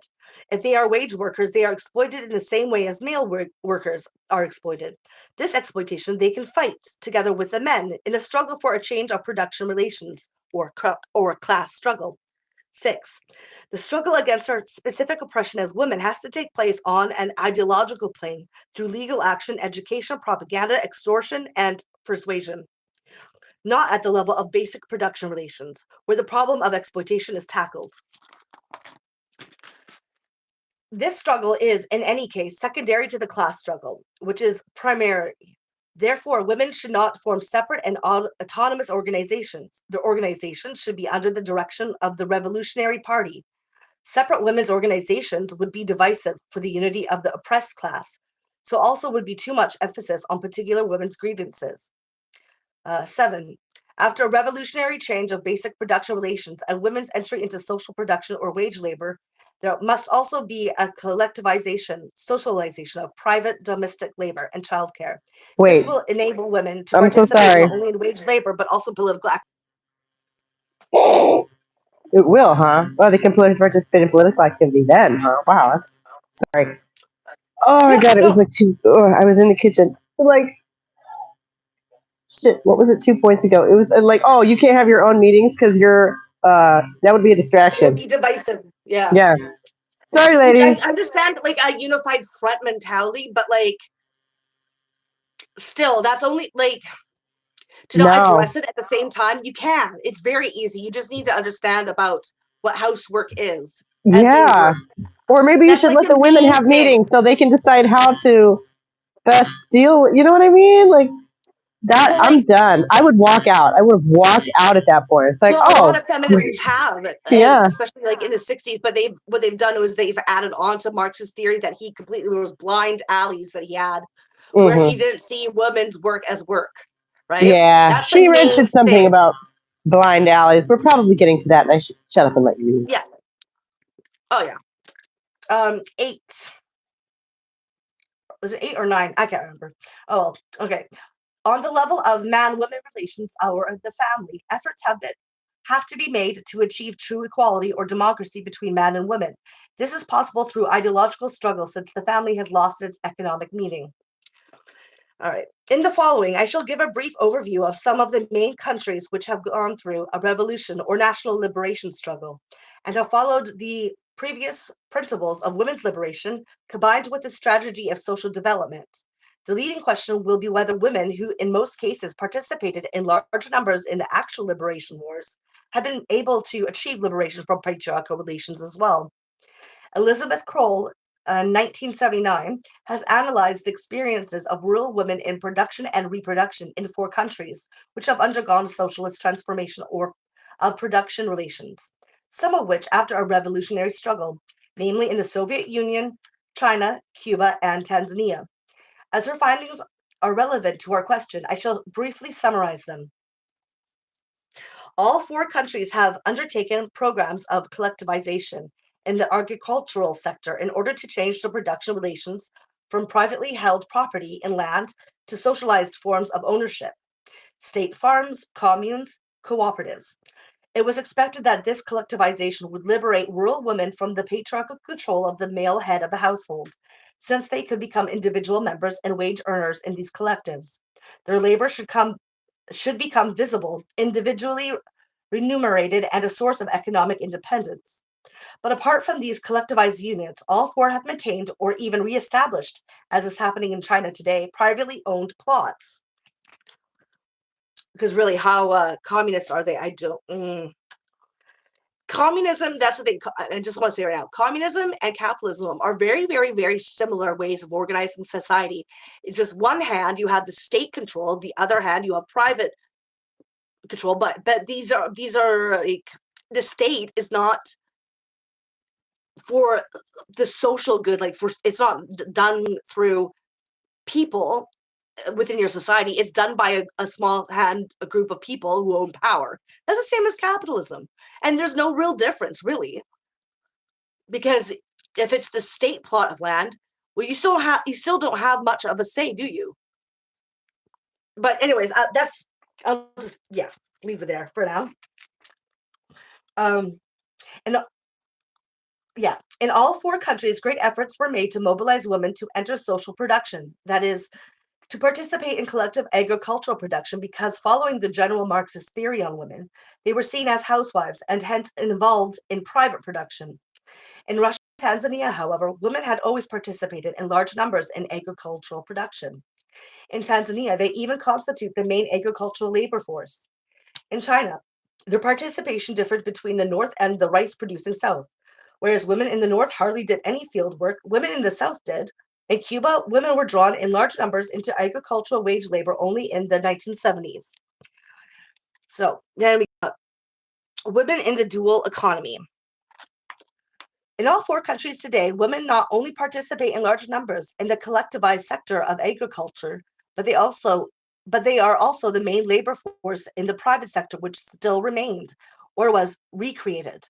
Let us consider the examples of the Soviet Union, China, and Vietnam for illustration. Now, so the Soviet Union. Due to its policy of rapid industrial growth, which drew many men from agricultural to the urban industrial centers, peasant women in the Soviet Union had to shoulder a large proportion of agricultural production. They make up 56.7% of the labor force on collective farms, 41% on state farms, 65.2% on individual peasant farms, and 90.7% on private subsidiary farms. Yet the number of days per year which women have to work on collective farms is lower than that of men.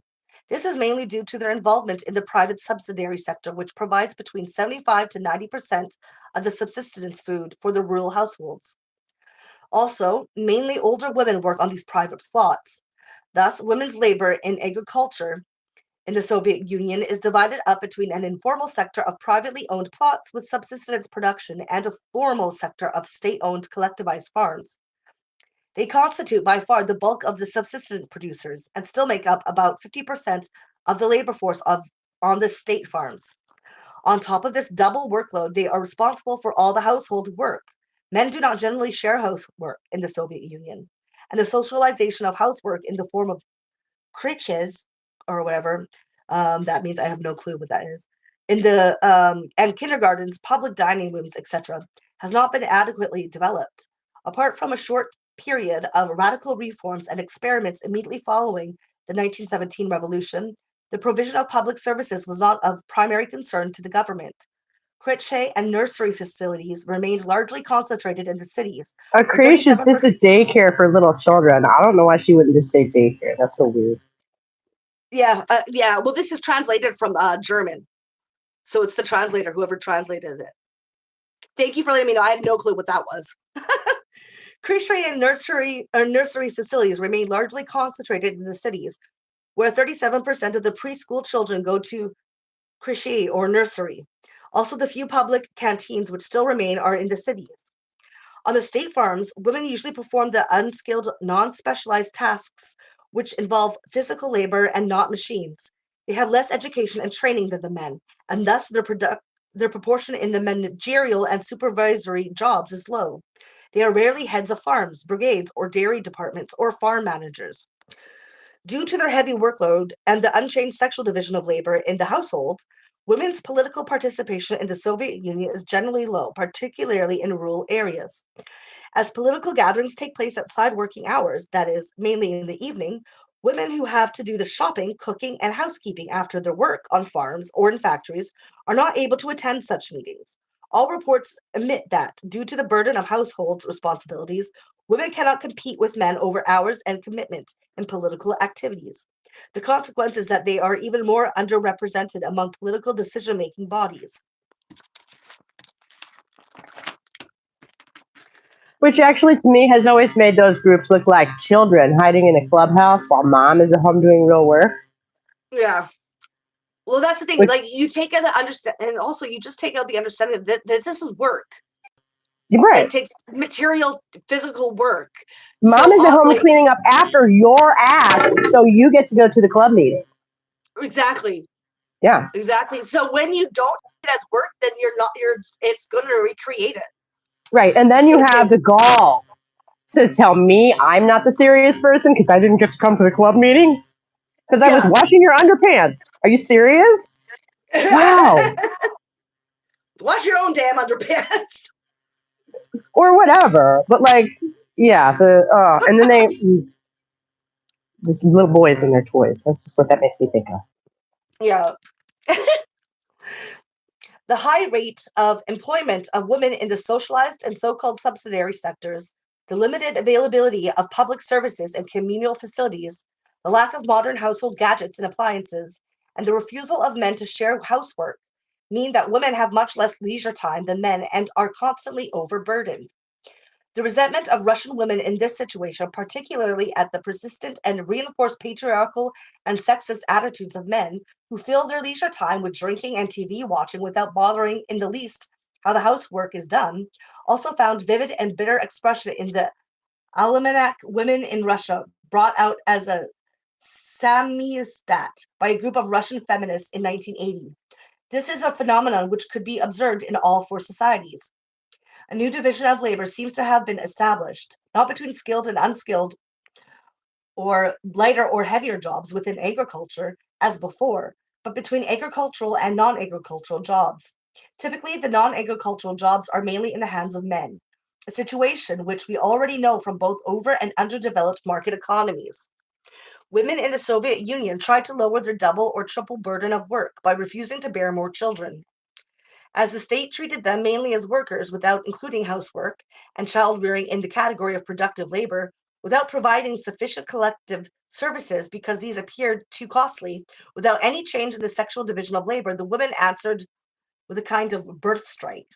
This led to a downward trend in the birth rate, which caused great concern to government circles who feared the negative effects of this trend on the economy, as well as on political and military power. As is happening in capitalist industrial countries, for example, in West Germany, the government has offered financial incentives to married and, for a time, also to unmarried women to bear more children. Motherhood has been extolled as a patriotic duty, and those who had many children were honored accordingly. Yet as nothing else had changed in the patriarchal setup in the definition of productive and non-productive work, women resisted complying with the dual demands of the government to enter productive labor and to bear many children.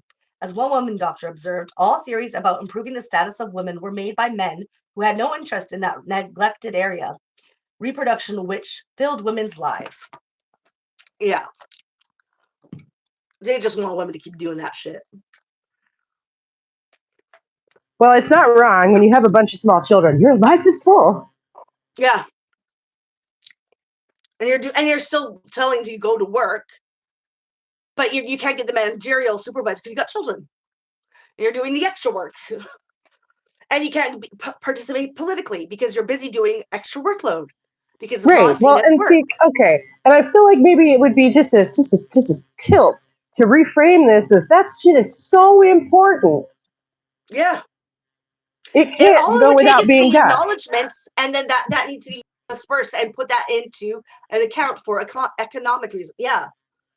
That's all it would take. Yeah.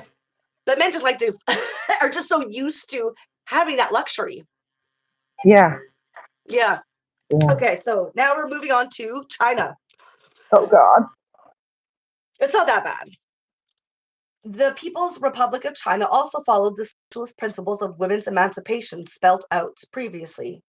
But due to the prolonged national liberation struggle in which women participated to a large extent, combined with the revolutionary transformation of Mao Zedong's priority to rural development instead of to rapid industrialization, the changes that took place in women's life appeared to be more dramatic than those of the Soviet Union. Moreover, Mao Zedong had specifically included the patriarchal power of men over women into one of the four powers which held the Chinese people down and which had to be toppled by revolution. The heroic stories of women who participated in the revolutionary struggle, both as combatants and in maintaining the economy, are well known.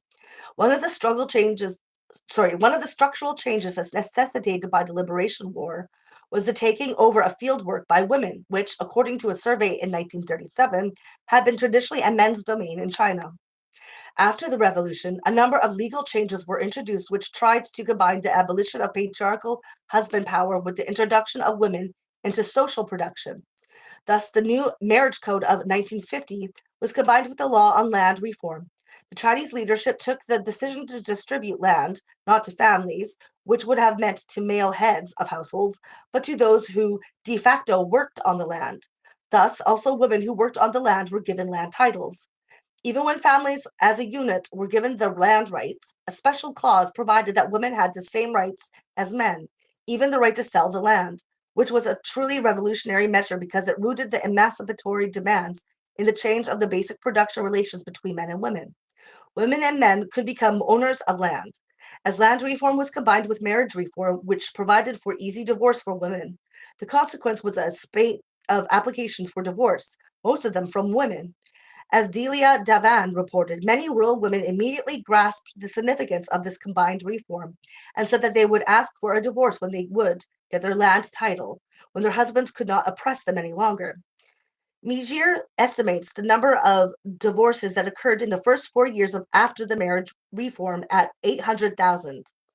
The conflicts that arose in the countryside due to these changes were such that, after a period in which women were encouraged to grasp their new rights, vice versa, husbands and in-laws, the cadres of the mass organizations were advised to go slow with implementation of the marriage reform and try to solve marital conflicts by persuasion rather than by divorce.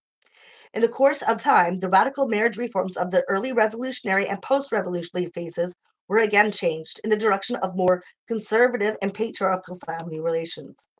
According to Delia Davan in 1976 and Batya Wanbaum in 1976, the official policy regarding women in China fluctuated several times after the revolution, following the general economic and political priorities spelt out by the communist leadership.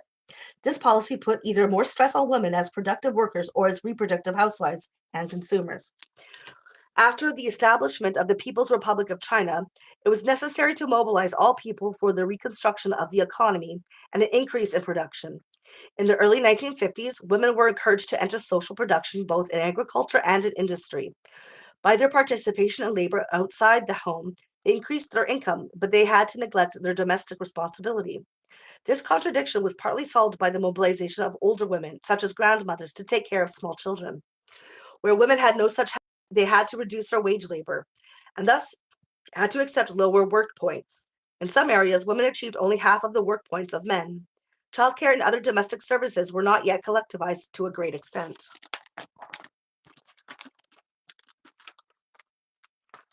There was a brief period of renewed glorification of housework as the true domain of women in 1955 under the influence of Liu Xiaoli, during which women were demanded to do more half-paid or unpaid work in the dependent organizations in the cities in order to make room for men in the expanding socialized sector, particularly industry. This policy was changed again with the Great Leap Forward and the establishment. Oh, hold on. Stupid phone. Okay. This policy was changed again in the Great Leap Forward and the establishment of communes in 1958. The campaign aimed to draw all members of the household into social production. This meant that domestic services also had to be socialized to a certain degree to free women for work in the fields. Nurseries, kindergartens, community dining rooms, grain mills, etc. were set up. According to an estimate in 1959, 4.98 million nurseries were set up in rural areas and 3.6 million public dining rooms. But much of this collectivization was done along the same sexual division of labor as before. Men used to go into the more capital-intensive collectivized or state-owned sector of industry and agriculture, whereas women had to build up the so-called risk sector and collectivized services in education and health and in small-scale production of basic consumer goods in street factories and workshops. This sector is characterized by a low level of technological development, low capital outlay, production of subsistence uh, consumer goods, and low income. In 1958, 83% of the workers in state owned production units were male, whereas the street factories, 85% of the workers were female between 1959 and 1960. Thus, the sexual division of labor coincided with the sectoral division of the economy into the well known structure of a formal and informal sector, where women constituted the bulk of the labor force in the informal sector. The efforts at collectivization of domestic services, however, did not last long. After 1960, most of the rural childcare facilities were closed down again because of the shortage of trained personnel and because private grandmothers were cheaper. Also, community dining halls proved to be more expensive than private domestic labor performed by women free of cost. Since this experiment in the late 1950s, there has been no particular effort to socialize housework. During the Cultural Revolution, and particularly during the anti Confucius campaign, the patriarchal, or as official parlance went, the feudal attitudes of men were criticized. They were asked to share in household tasks, but these efforts remained typically on the cultural, that is, the ideological level, and did not touch the social relations of production and reproduction. Due to their continuing responsibility for reproduction and for the labor intensive, low remunerated informal sector, women usually achieved fewer work points than men. This was also due to the fact that the criteria for measurement of work were based on physical energy expended. Thus, men's work was supposed to be heavy work, and they therefore got more work points than women, whose work was considered to be light work. As in the Soviet Union, the participation of women in political activities, and particularly in decision making processes, is not proportionate to their participation in the economic process as a whole. In the 1970s, women represented one-third to two-fifths of the members of the Communist Party.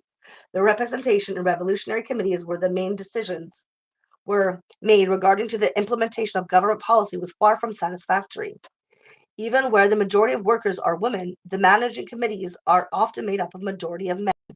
In particular, women's representation in the higher echelons of economic and political power continues to be low, even today. And in spite of a considerable extortion that women should come forward for leadership in political organizations, their participation in these bodies is in no way representative of their number and their importance for the society. Their participation in the National People's Congresses between 1954 to 1978 rose initially from 11.9% to 22.6% in 1975, but then dropped again to 21.1% in 1978. As Elizabeth Kroll remarks, this lack of political participation cannot be attributed only to die-hard feudal attitudes, but has to be explained by the structural necessities of the development model followed in China. It can be expected that the shift towards modernization, rapid growth, and industrialization will aggravate the dilemmas which Chinese women already had to face, namely the contradiction of being ideologically mobilized to enter social production, but in fact being pushed back into the sphere of the privatized household and the informal sector.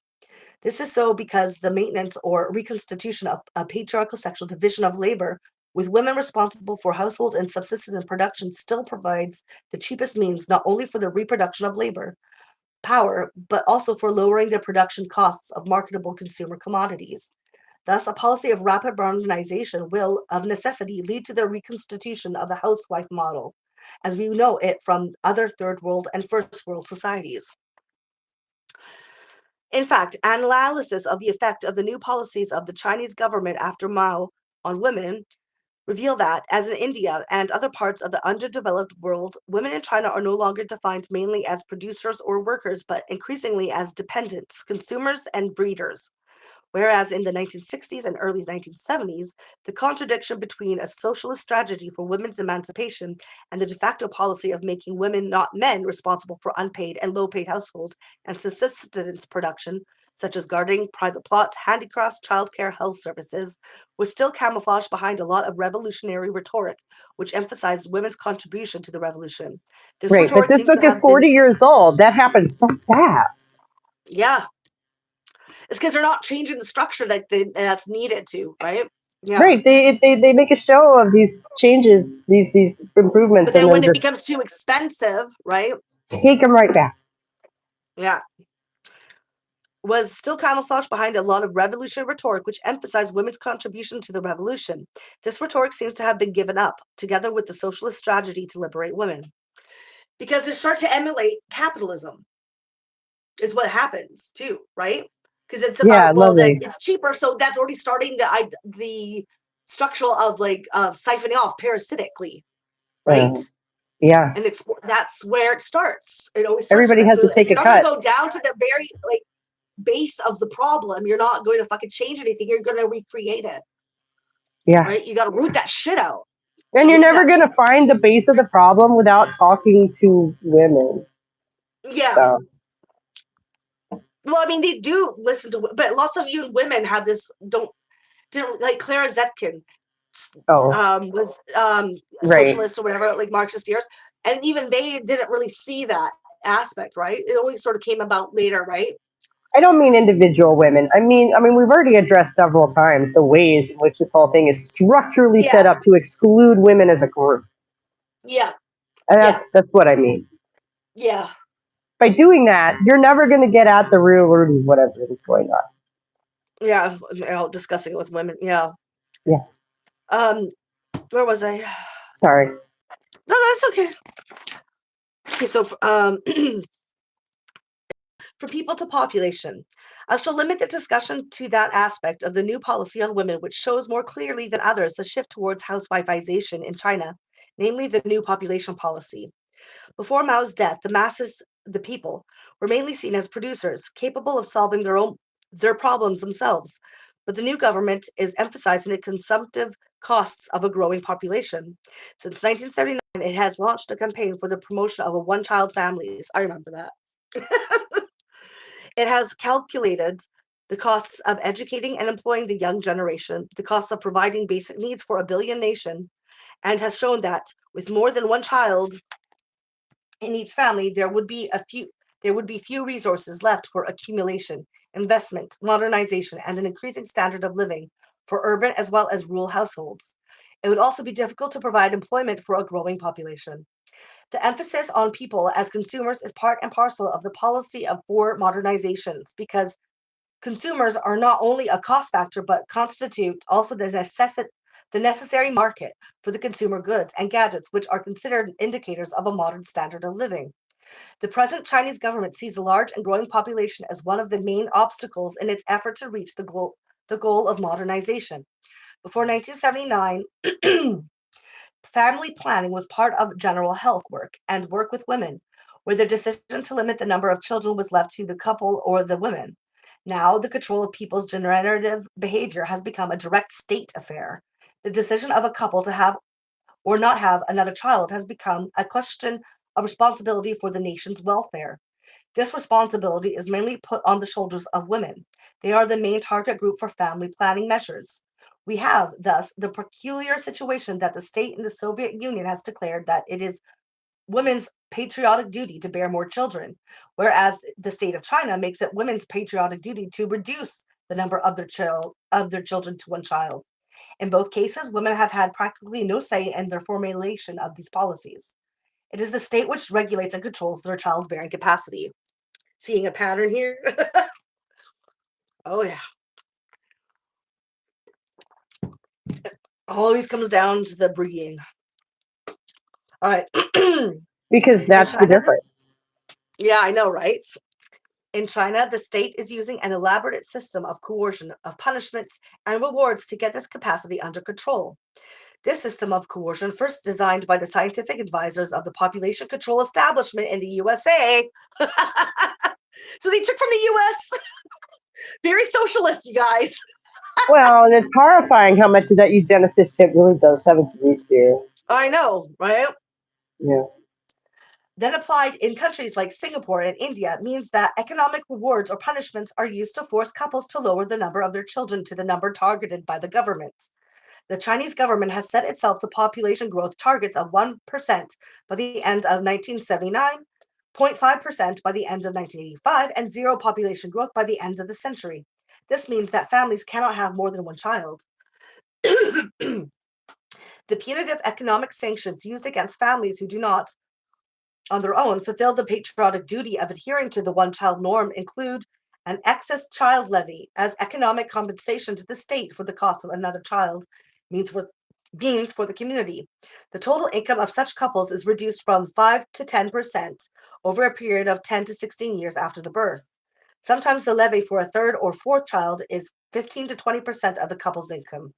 The wages of couples may be directly debited by their units of employment, or in the rural areas, a production team may retain an equivalent portion of their distributed income. The mother with more than one child is excluded from free maternity care. The couple has to bear all expenses for medical care and education of the extra child. The child gets no priority in admission to kindergarten, school, or medical institutions. In the countryside, the grain ration for the surplus child is either reduced or available at a higher price.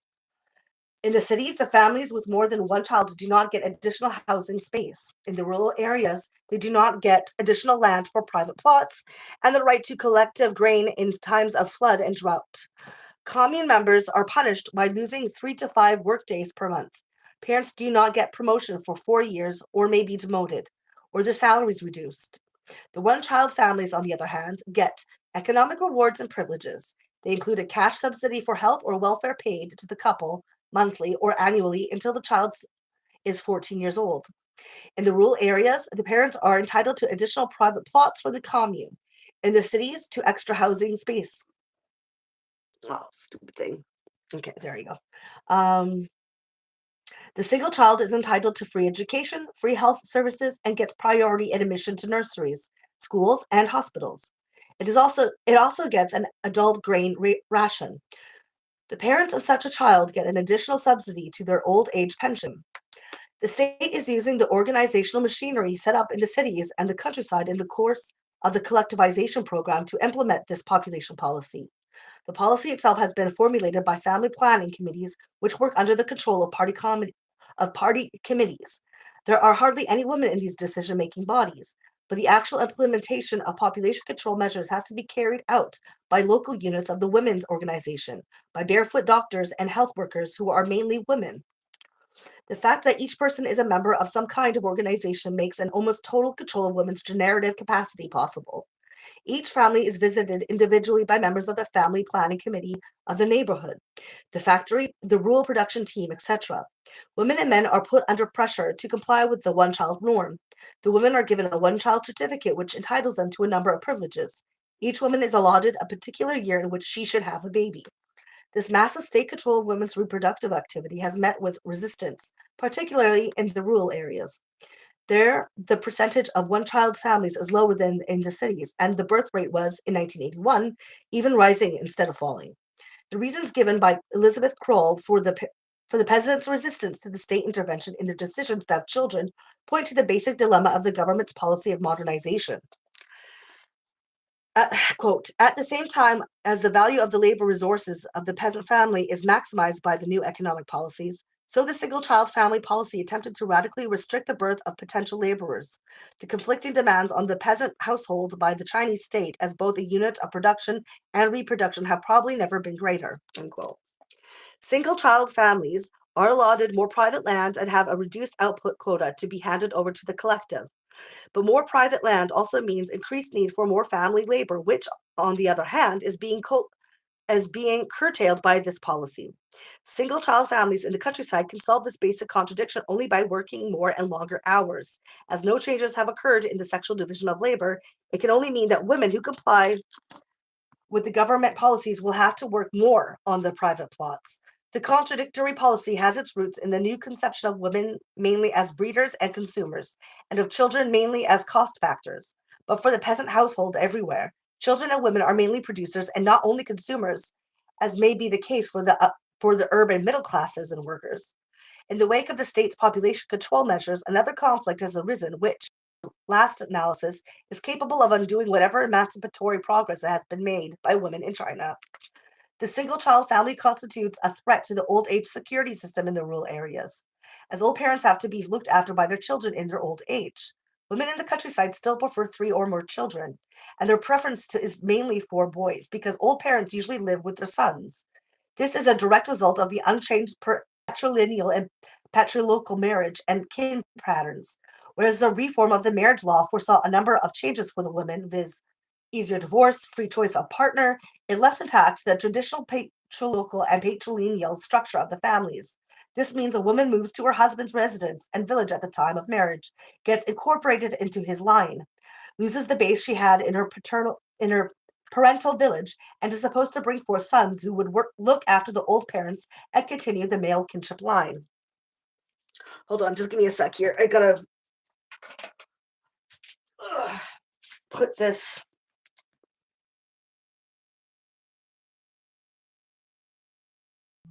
Does that work? Hold on. Okay, I gotta do something real. Just give me 2 seconds because this is gonna die if I don't do something. Okay, do what you gotta do.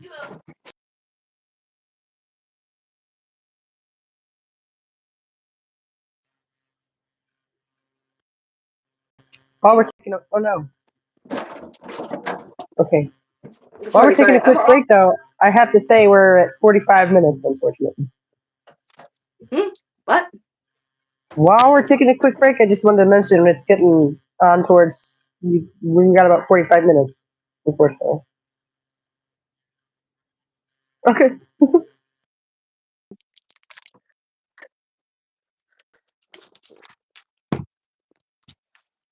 Okay.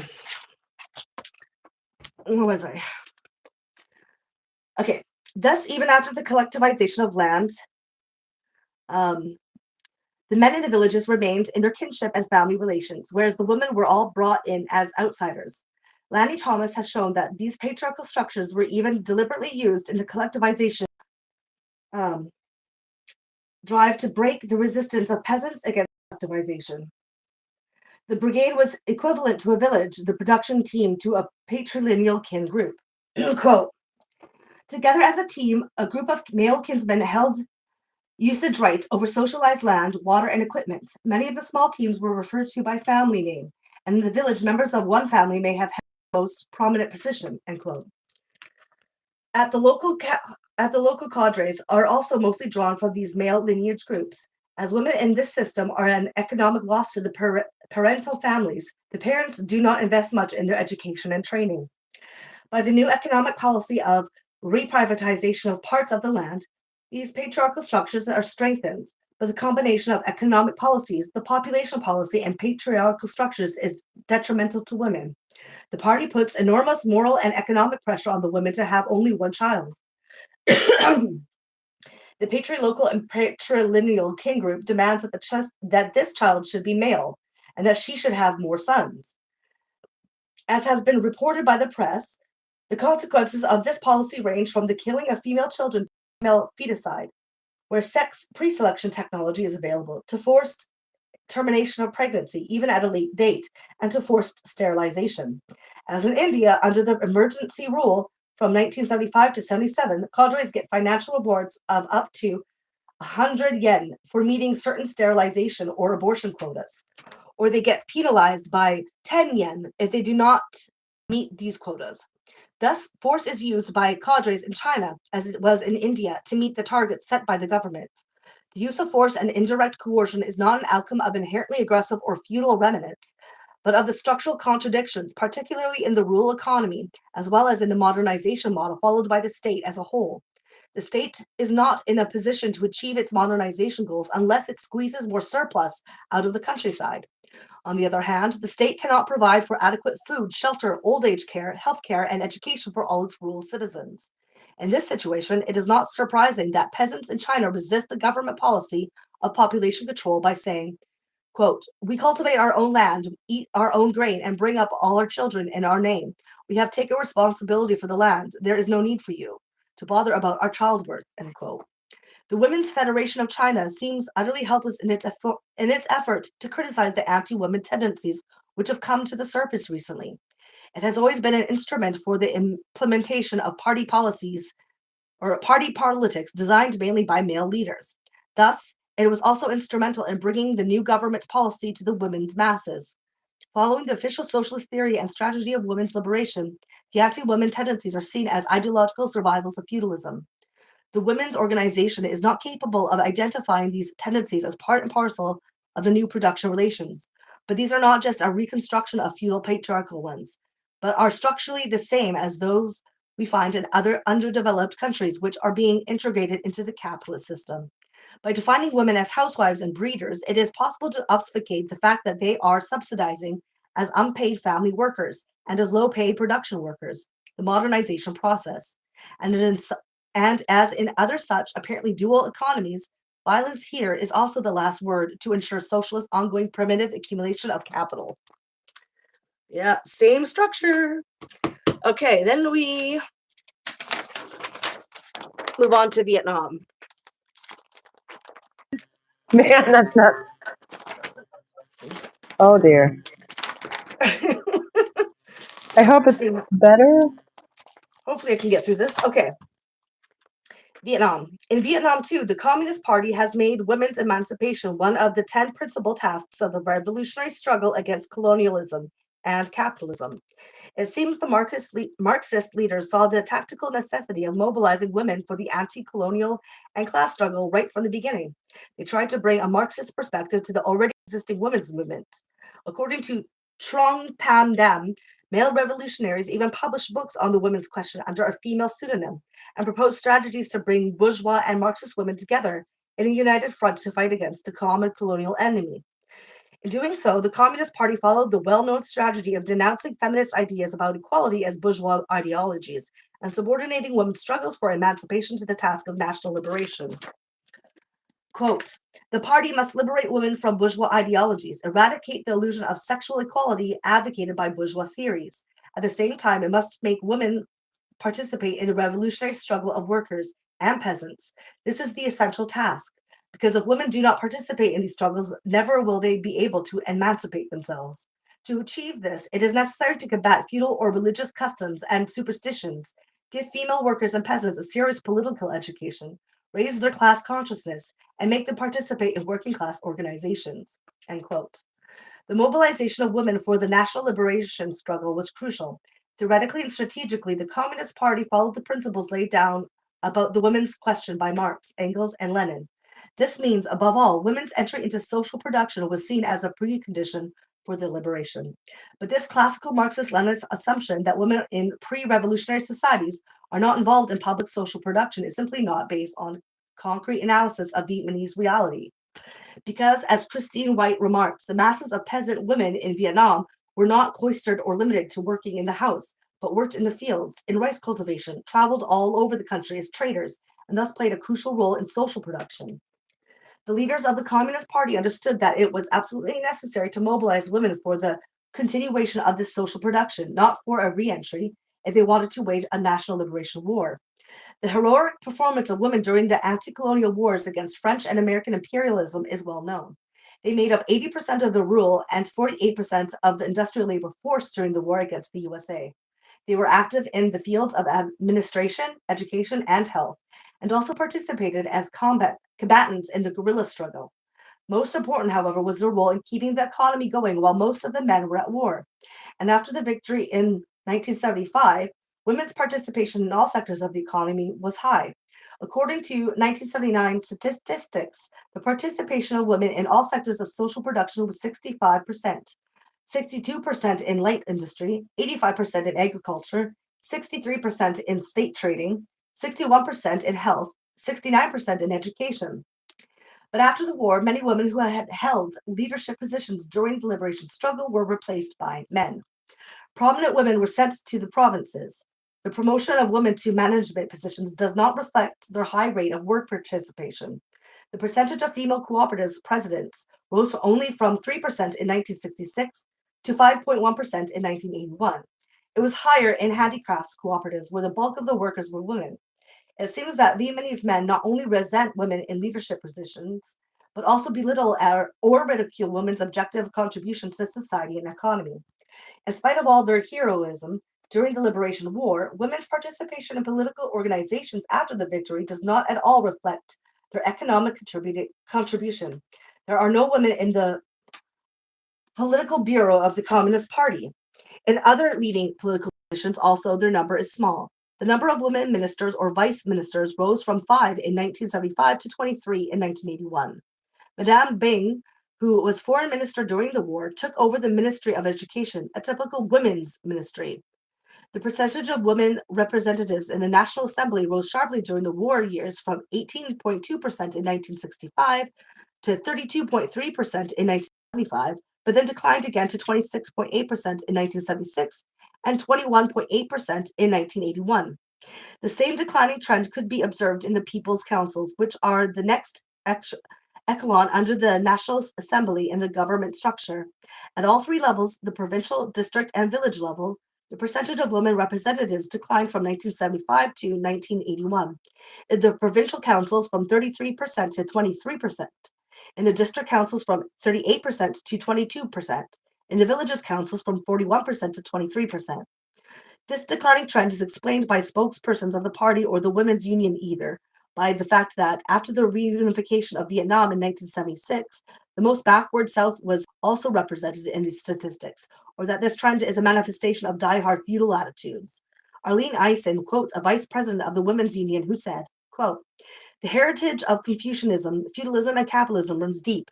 No generation could have changed as much as we have. We have been pushed by history, but we still do not have full equality. We have one of the most progressive, wonderful constitutions in the world, but we cannot liberate women by the stroke of a pen. It is much harder to fight against obsolete customs than against the enemy." End quote. Feudal survivals, feudal survivals are mainly blamed for any manifestation of inequality between the sexes or for outright anti-women tendencies, which can be observed when women compete with men for leadership positions. Where was I? This means the problem is seen as an ideological and not a structural one. One is reminded that people's attitudes and consciousness change much slower than production relations, that it may take generations to root out feudalism, that this is a slow, gradual process which needs patience and a continual ideological struggle. Thus, an author like Arlene Eisen, who has observed the negative trends of the women's movement in Vietnam after the liberation, feels it is too soon to pass judgment, or that Western feminists should rather look at the achievements of Vietnamese women instead of working into the hands of a Vietnamese enemies by criticizing these trends, and that a closer look at the cultural aspect of women's struggle is imperative. If the persistence of feudal patriarchal ideology is considered the most formidable obstacle for women's liberation. As already remarked with regard to China, the ideological and cultural explanations of these trends contribute little to an understanding of the situation.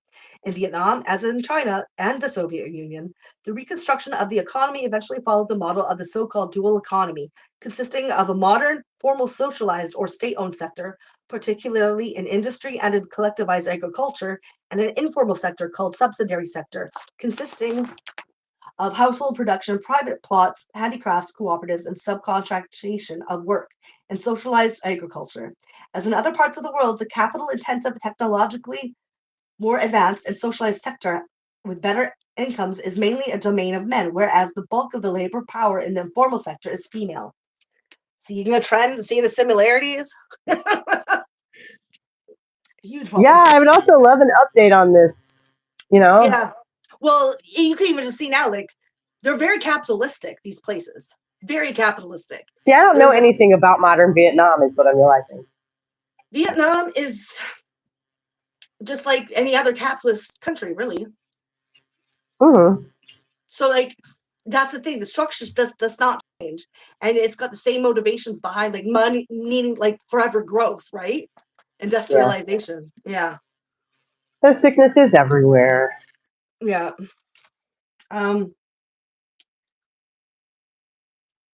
Okay. Yeah. As Jane Werner has analyzed in Vietnam, this pattern was introduced after a period of collectivization, which, however, resulted in a great crisis of the economy. Obviously, the post-liberation Vietnamese government faced the same problem which many governments have to face in post-revolutionary agrarian societies. Namely, that the peasants who had supported the war effort were satisfied by producing for themselves, but resisted producing more surplus for the state. This resistance was partly due to the fact that the state was not able to give them better prices or provide them cheap inputs to increase productivity. When in this situation, the aid from China and the Soviet Union was drastically cut, the people faced a grave agricultural crisis with its peak in 1977 to 78. In the sixth plenum of the Fourth Party Congress, the party proposed a number of reforms known as the Sixth Plenum Reforms. The main items in this new policy were the decentralization of production, the strengthening of the system of private family plots, and above all, the system of subcontracting of agricultural tasks on cooperatives and state farms. Particularly, the latter has proved to be very successful. Production in some co ops, which subcontracted labor, rose by 30% in the course of 1 year. Subcontracting means that the state enters into a system of dual contracts with peasant producers.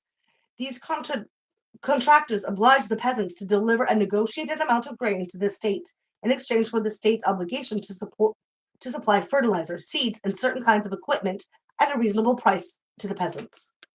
In 1981, this subcontracting system was supplemented by subcontracting specific agricultural tasks to private family labor, mainly women. The tasks subcontracted to family labor are transplanting, weeding, and some harvesting, tasks which, since time immemorial, have been women's jobs in Vietnam and in other rice cultivating areas. Men's jobs, on the other hand, like plowing, water control, pest control, and also some harvesting jobs, remain part of the collectivized labor on cooperatives. It would be interesting to know whether women are signing these labor contracts with the state themselves or whether the head of the family, usually a male, signs this contract, then allocates the work to various household members. As this labor is defined as family labor, this might be the case. The private plots, which make up 5% of the total collective land, are also worked by family labor.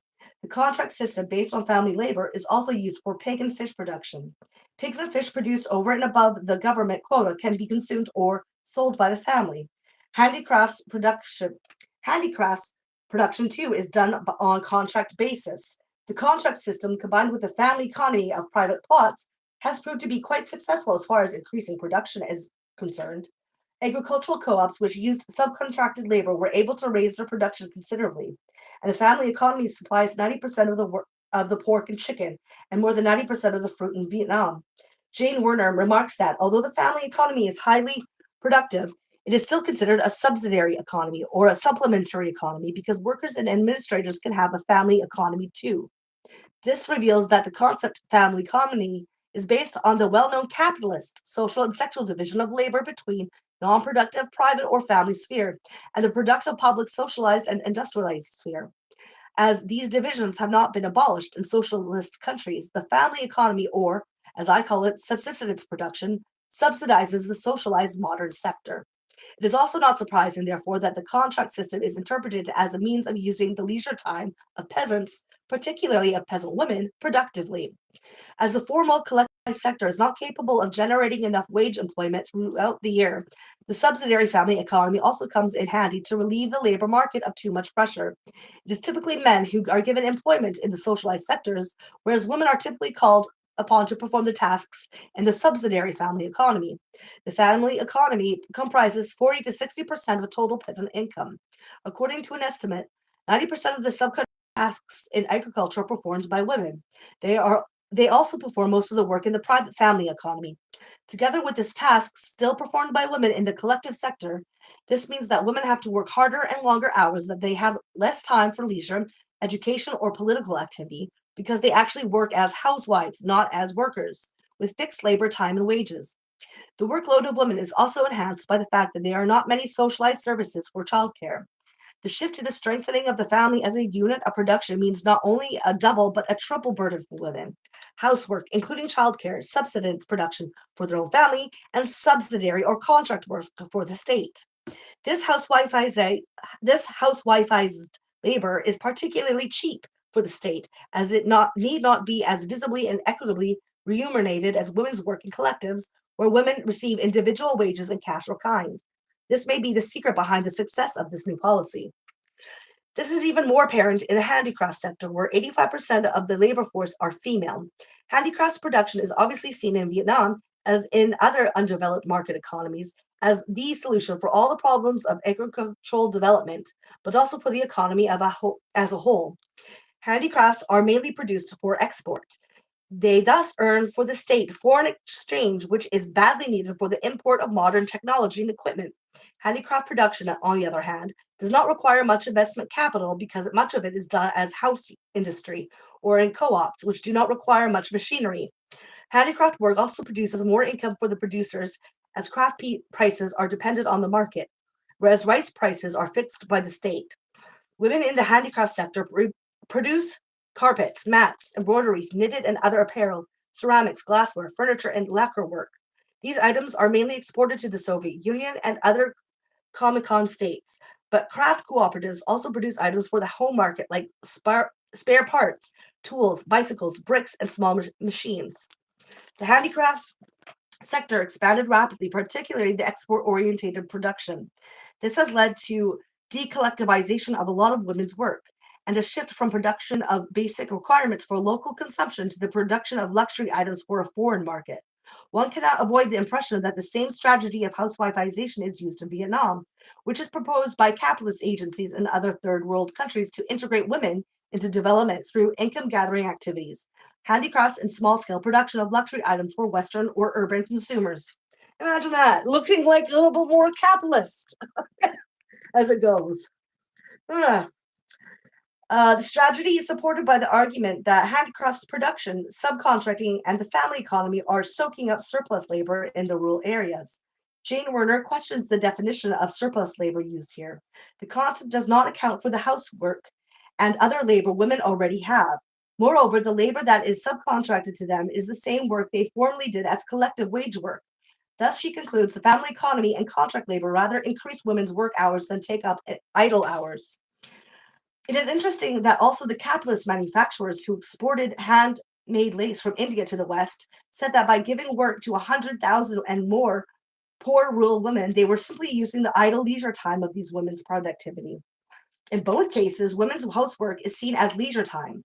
In conclusion, we can say that the new economic policies in Vietnam, with the emphasis on family labor, private plots, subcontracting, and handicrafts production, are defining women rather as dependent housewives than as economically independent workers.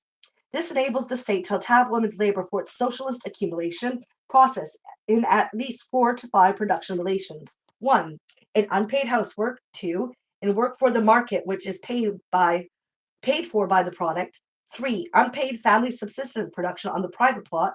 4. Contract paid by the task. And 5. Wage labor proper.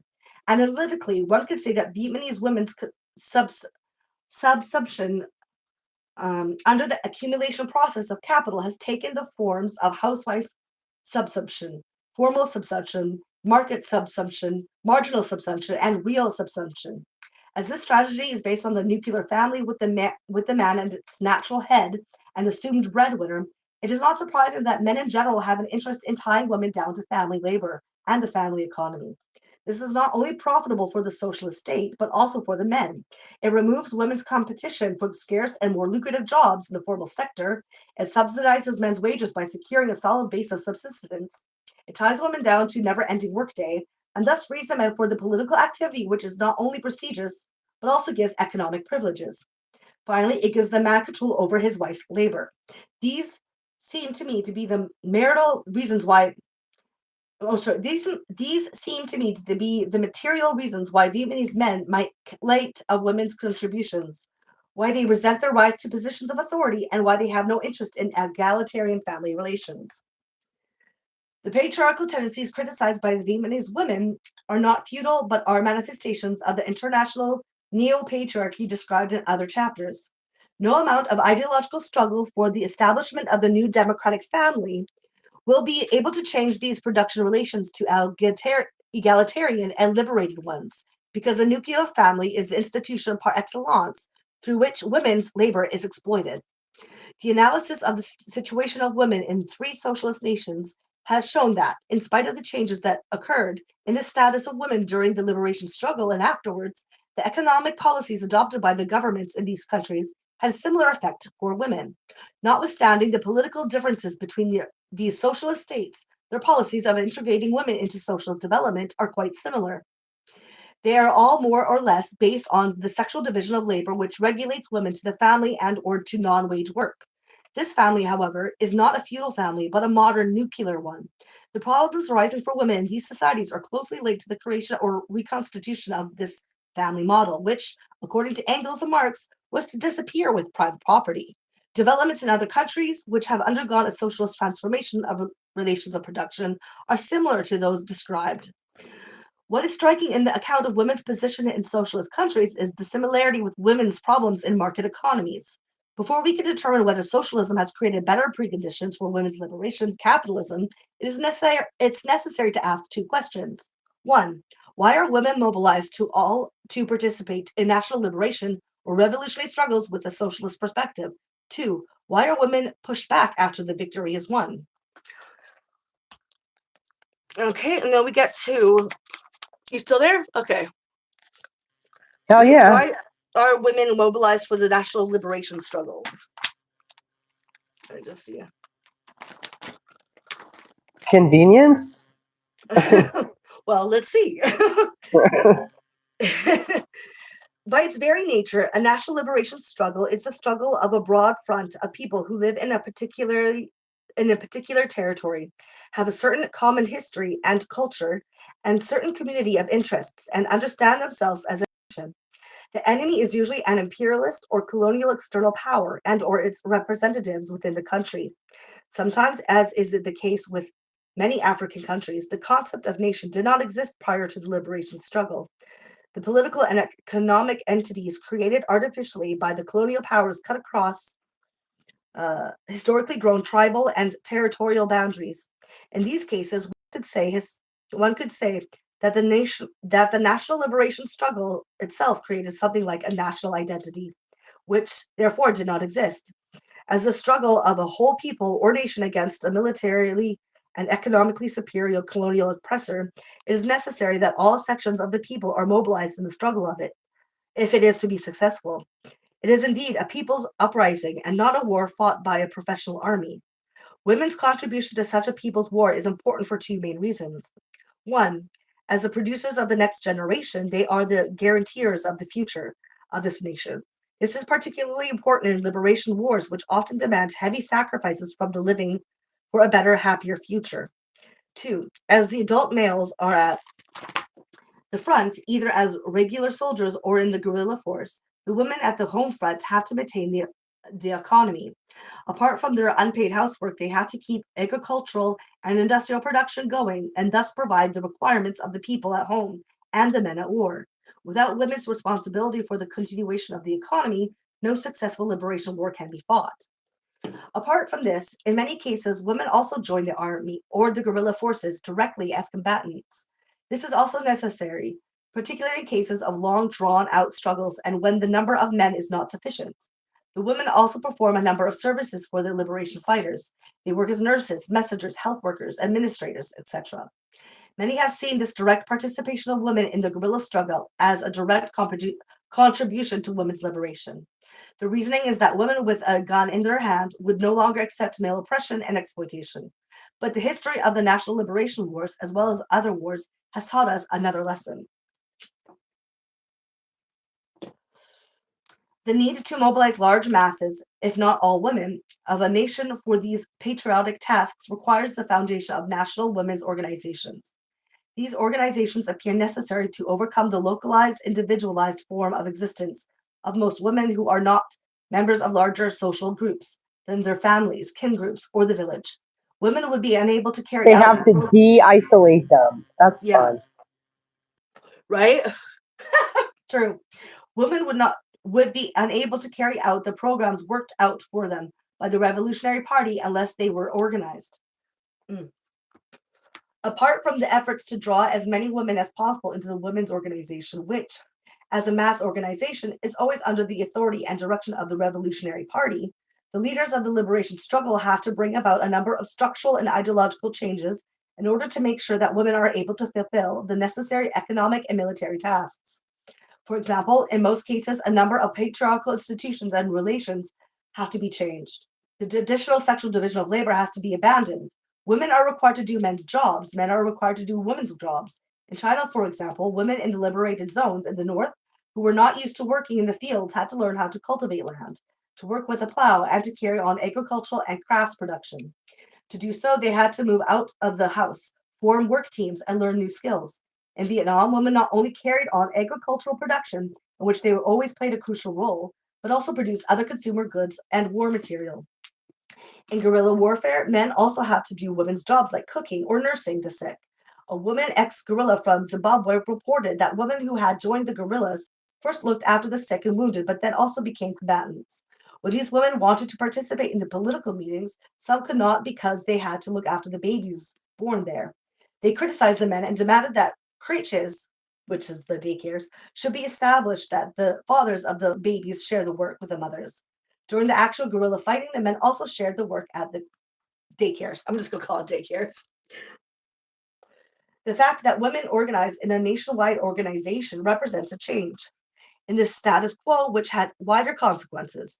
In some cases, as in Nicaragua, Somalia, Vietnam, and China, women's organizations had been formed by women committed to women's liberation prior to the national liberation struggle. When the Revolutionary Party, particularly a party following Marxist Leninist principles, takes over the leadership of the struggle, these women's organizations are usually subordinated to the party and purged of so called bourgeois feminist tendencies. After the revolution, these organizations lose whatever autonomy they may have had and become instruments for the implementation of party policies. We see changes in the sexual division of labor were possible. The organization of women was possible. In fact, remarkable steps in the direction of women's liberation were possible because they were necessary for the general struggle. These successes, however, cannot be interpreted as the result of a profound subjective and objective change in men women relations. We should remember that during the imperialist wars, also the sexual division of labor was changed, and women did men's work in farm and factory. But after these wars, the old order was immediately restored. The fact that these wars are seen as exponential situations which demand extraordinary measures, they do not necessarily bring about a profound change of consciousness. After the war, people go back to what they consider the normal state of affairs in man women relations. Men's attitude in post liberation Vietnam is a telling example. This leads us to the second question: why are women pushed back again after the liberation struggle? So that's the next chapter. An answer to this question has to take into consideration the objective conditions prevailing after a liberation war, as well as the subjective consciousness of men and women. Both levels are interrelated. One of the biggest problems after a successful anti colonial liberation war or a revolution is the reorganization of the economy. All energy has to be mobilized for the reconstruction of the country, which may have been extensively devastated by the war, as was the case in Vietnam. The first aim is to provide enough food, clothing, shelter, and health care for the people. This is sometimes even beyond the capacity of the new government, not only because factories, the transport system, equipment, housing, and also the fields have been destroyed by bombing, but also because many of the colonized peoples have produced cash crops, mainly for export to the industrialized countries, and hardly had any industry of their own. In situations where the whole economy was tied to the colonial powers or to the international division of labor, it is particularly difficult for the new government to build up an independent economy in the service of the people. One of the biggest problems is the unemployment of the ex-soldiers and ex-guerrillas. In Zimbabwe, for example, the government could not provide enough wage labor jobs to the ex-guerrillas who had fought for them. In this situation, it decided to give the scarce paid jobs in industry or government services to the men rather than to the women. Mao Zedong tried to solve this problem by mobilizing all people for an increase in agricultural and industrial production. But in China, too, as well as in Vietnam, the socialist aim of transforming all workers into free wage workers or proletarians conflicted with the pressing need to increase production in agriculture. And even more so with the aim of socialist accumulation of capital for further development of productive forces. The surplus generated in agriculture and industry was too low to pay every worker an adequate wage, or even to define all workers as wage laborers. We have seen that the way out sought by most post-revolutionary governments is a kind of splitting up of the economy following the model known from other underdeveloped countries, namely into a modern capitalist-intensive and subsidiary labor-intensive, non-socialized or private, technologically backward informal sector, where not only the bulk of the subsistence for the masses, but also commodities for export to capitalist socialist countries are produced. This sector produces these goods at much lower cost than would have been the case if if all the producers had to be remunerated as free wage laborers.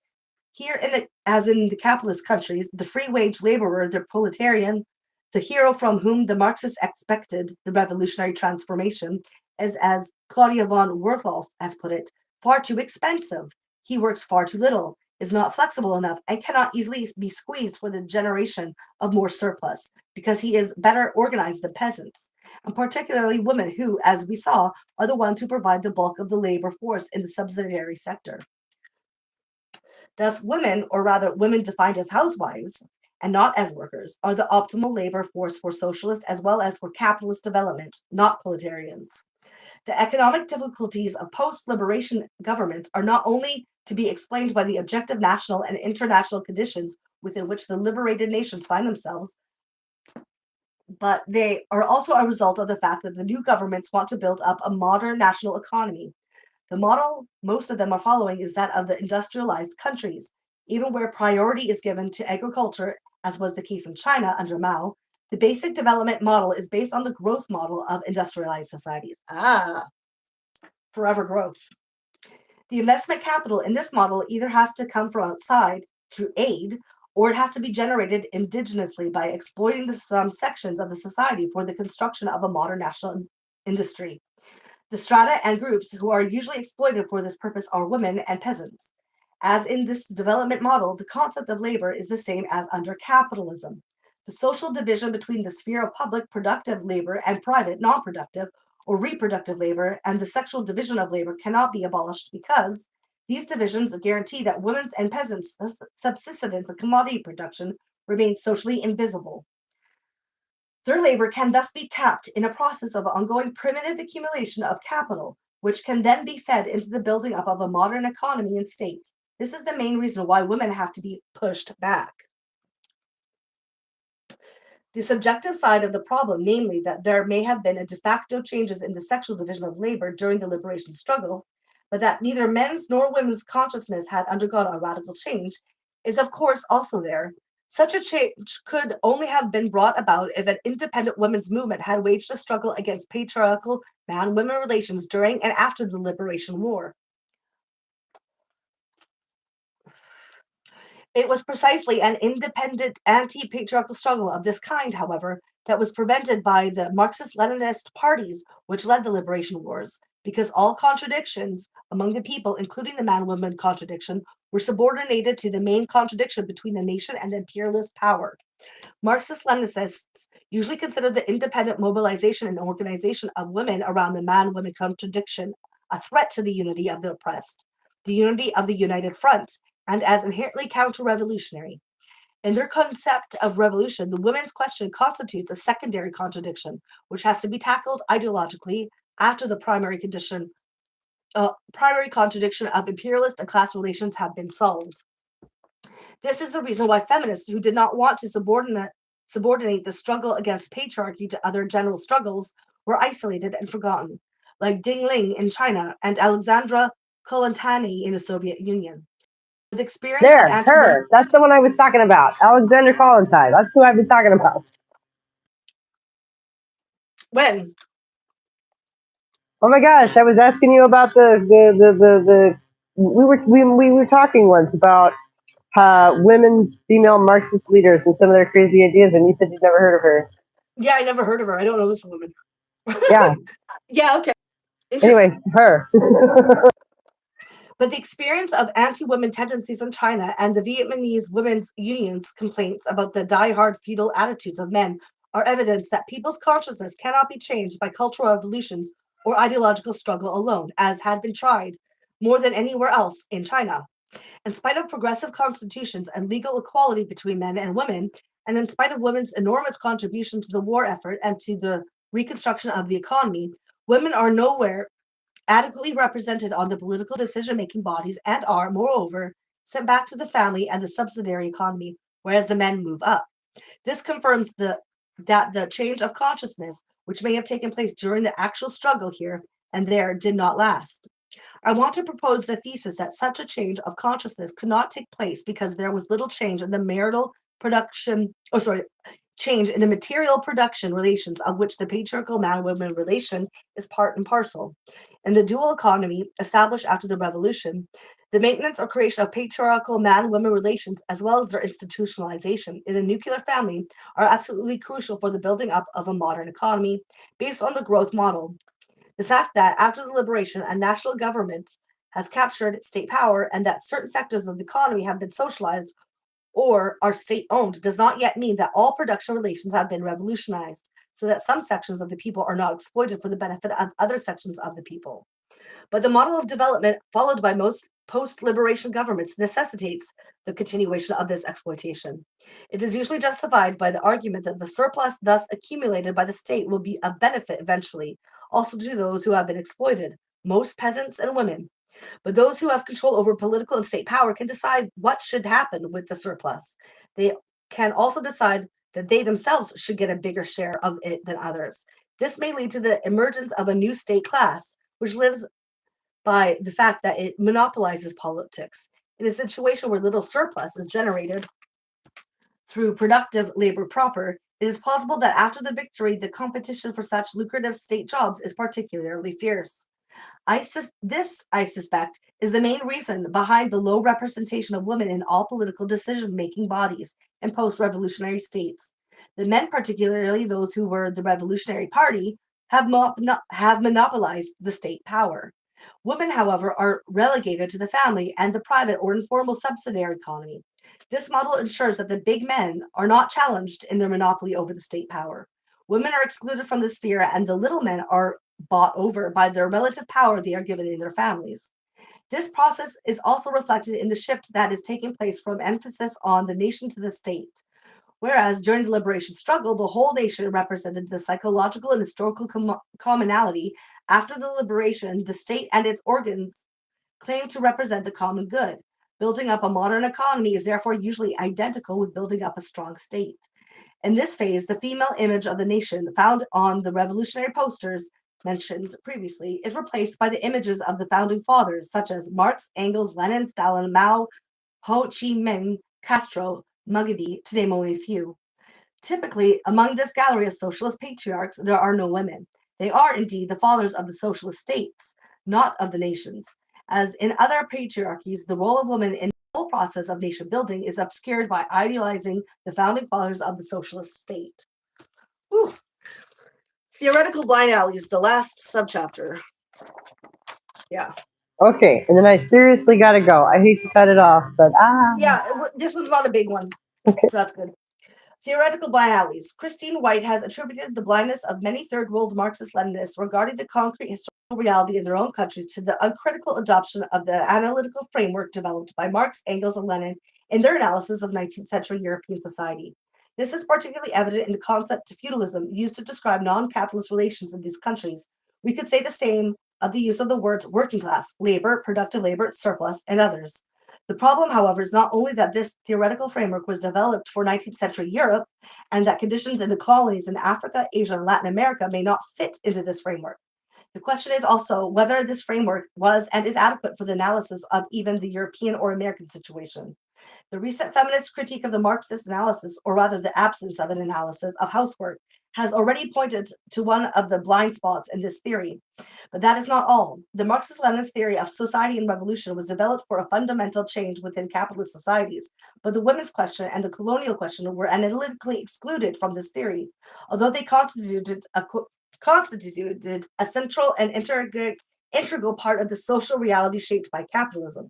According to Marxist theory, the contradiction between wage labor and capital and the extended reproduction of capital through the ongoing exploitation of the surplus labor of propertyless proletarians constituted the driving force of this historical epoch. In its greed for ever-growing accumulation, capital would develop the forces of production to such an extent and thereby produce such an abundance of commodities that eventually the contradiction between the production relations, property relations, and the productive forces, technological progress, would lead to the disruption of the production relations through a revolution of the propertyless proletariat. This then would lead to a new socialist society. Yet, we have already seen that the exploitation of colonies, as well as that of women and other non wage workers, is absolutely crucial to the capitalist accumulation process, and not only accidental or peripheral. Without the exploitation of non-wage labor, wage labor exploitation would not be possible.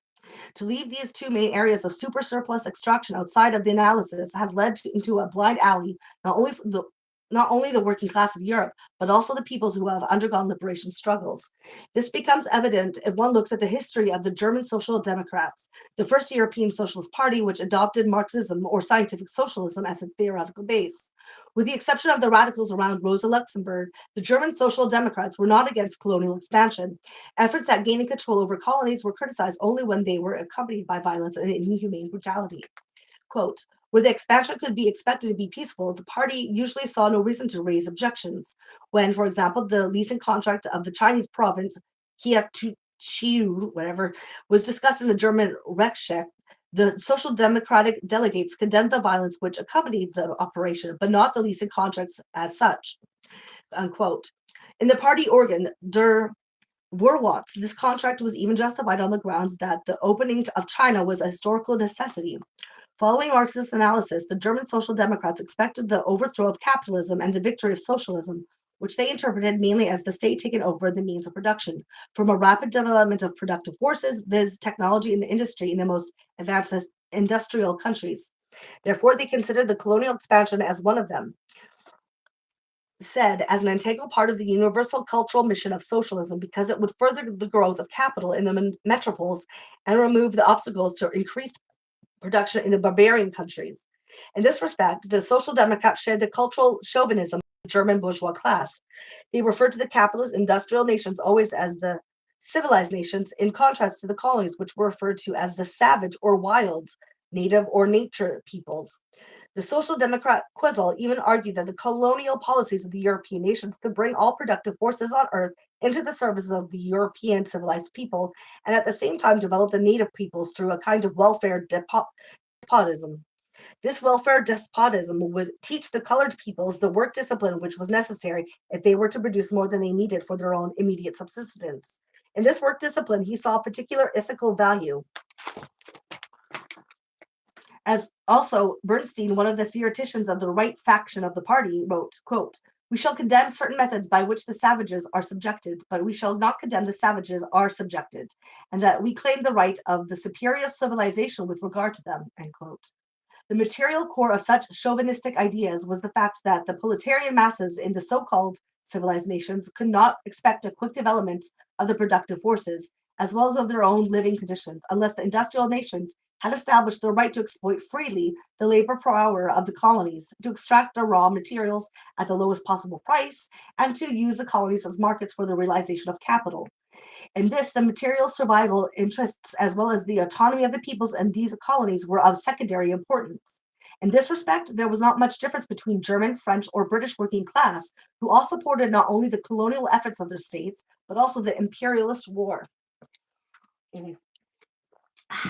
One may try to dismiss this proletarian pro-colonialism of the German Social Democrats as a manifestation of revisionism, but it is difficult not to find its deeper theoretical foundations in Marx's theory on the development of productive forces.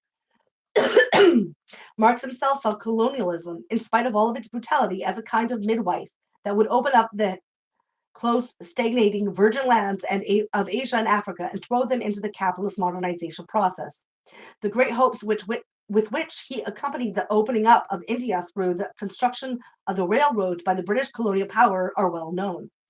It was precisely through the existence of external and internal colonies, the housewife, that European capitalism was able to avoid the revolutionary disruption of the production relations, which Marx had expected to take place. Lenin was one of those who condemned the revisionism of the German Social Democrats. In his writings on the national and the colonial questions, he argues for proletarian internationalism. He supports the colonial peoples in their struggle for national independence and calls upon the European working classes and the communist parties in the advanced West European countries to also support the national liberation struggles in the colonies. But he had already observed that this solidarity of the European workers could not be taken for granted.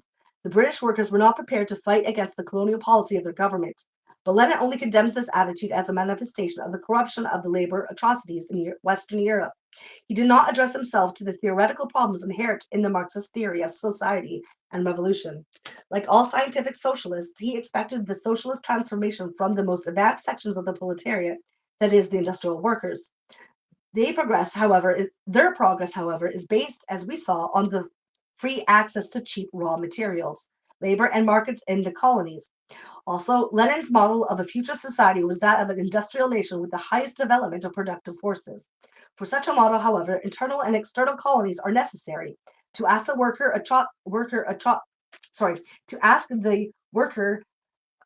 atrocities in the colonizing countries to fight against colonialism means, in a last analysis, to ask them to put the very social model into question, which has made them into a workers' aristocracy. As the governments in the newly liberated nations are mostly committed to the same model of development and progress, they are faced with a serious dilemma. During the liberation struggle, they had to mobilize all sections of the people for the anti-colonial struggle. They did this with the promise of equality, an end to exploitation and oppression, and the vision of a socialist society. But in their economic policies, they often want to follow the growth model and induce a rapid development of productive forces. According to the principles of scientific socialism, only this would bring about an end to poverty, improved standard of living, and the abundance of commodities and goods which, under capitalist relations, are produced through the exploitation of the workers. We have seen, however, that this progress of the capitalist societies is not only based on this exploitation of the free wage laborers in these countries, but also on the exploitation of non-wage laborers. They are typically housewives, as well as on the plunder and exploitation of colonial and underdeveloped peoples. If the governments in the liberated nations want to follow this model, they cannot, in the last analysis, do without exploitation or treat all people as equals in the process of accumulation. In the absence of external colonies, they saw a way out in the division of the economy into a collectivized modern state sector and a subsidiary private sector. This social division, however, is almost congruent with the classical capitalist sexual division of labor. Men, defined as wage laborers and breadwinners, dominate the socialized priority sector, and women, defined as housewives, are regulated to the subordinated family based subsidiary sector. This division has indeed increased production, improved the living standards of the producers, including rural women, and accelerated the accumulation process. But it has also led to an increased load of labor for women, their increased decollectivization and privatization, their retreat or eviction from the political decision making process, which is increasingly dominated by men, particularly the male state class. This division, then, has also resulted in the fact that the goal of women's liberation is treated as a matter of the superstructure of ideology and culture, as is the case in most capitalist countries, and not of the basic economic structures. But this division of itself is contradictory. While on the level of the superstructure, the revolutionary rhetoric about women's emancipation under socialism is still maintained, manifestly on the 8th of March celebrations. On the level of the political economic base, the situation is getting closer to that of women under capitalist relations in development and overdeveloped countries. They constitute the last colony also for the socialist accumulation process. There, I tried to go really fast. So sorry that I was but I was We trying to talked hurry up so for you too would much at be the able to finish. beginning. Yeah, I wanted to finish, right? So Yeah. Thank you hopefully I didn't mess so up too much. bad with my words because I was tripping over him. No, thank you. Thank you so much for all your reading. Yeah, but you see how it's similar capitalist is with the socialist sort of Oh, yeah. communist cultural company. Yeah, Yeah. yeah. That's why I say people don't realize how similar it actually really is. I mean, That's that why they have a explains why problem the with it. outcomes are so similar. Yeah. Oh, look at there's people here. Right, yeah, we've had a few people come through. I don't think there's anybody here now, so there's nobody here now, but like, I have to go anyway. I'm so late. Oh, I'm in school watching live stream. Right, yeah. Cool. Great. Probably I don't learn know who more that here. is. No, but welcome. Anyways, yeah. So you got to go, right? I do. I have to go pick up kiddo from school. That's okay. No, that's fine. Because the next one will be their last one, so we'll do it next Wednesday.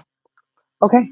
So It'll be chapter 7, Towards a Feminist Perspective of a New Society, which is, gives some actual suggestions and stuff like that of how to move forward, which is always nice. Yeah, maybe we'll definitely take notes that time. Leaves off with a hopeful message instead of just like cynical, negative, like we're doomer. Yeah, well, I mean, it's easy to criticize, right? But I think that's really putting It's your harder to money come where up. your Yeah. So that is It good. is. That's why I appreciate it when, you got theories that actually come up with solutions, or what they believe the solution to be, at least like put some stuff out there. If you can't come up with at least a hypothetical solution, what good is your theory?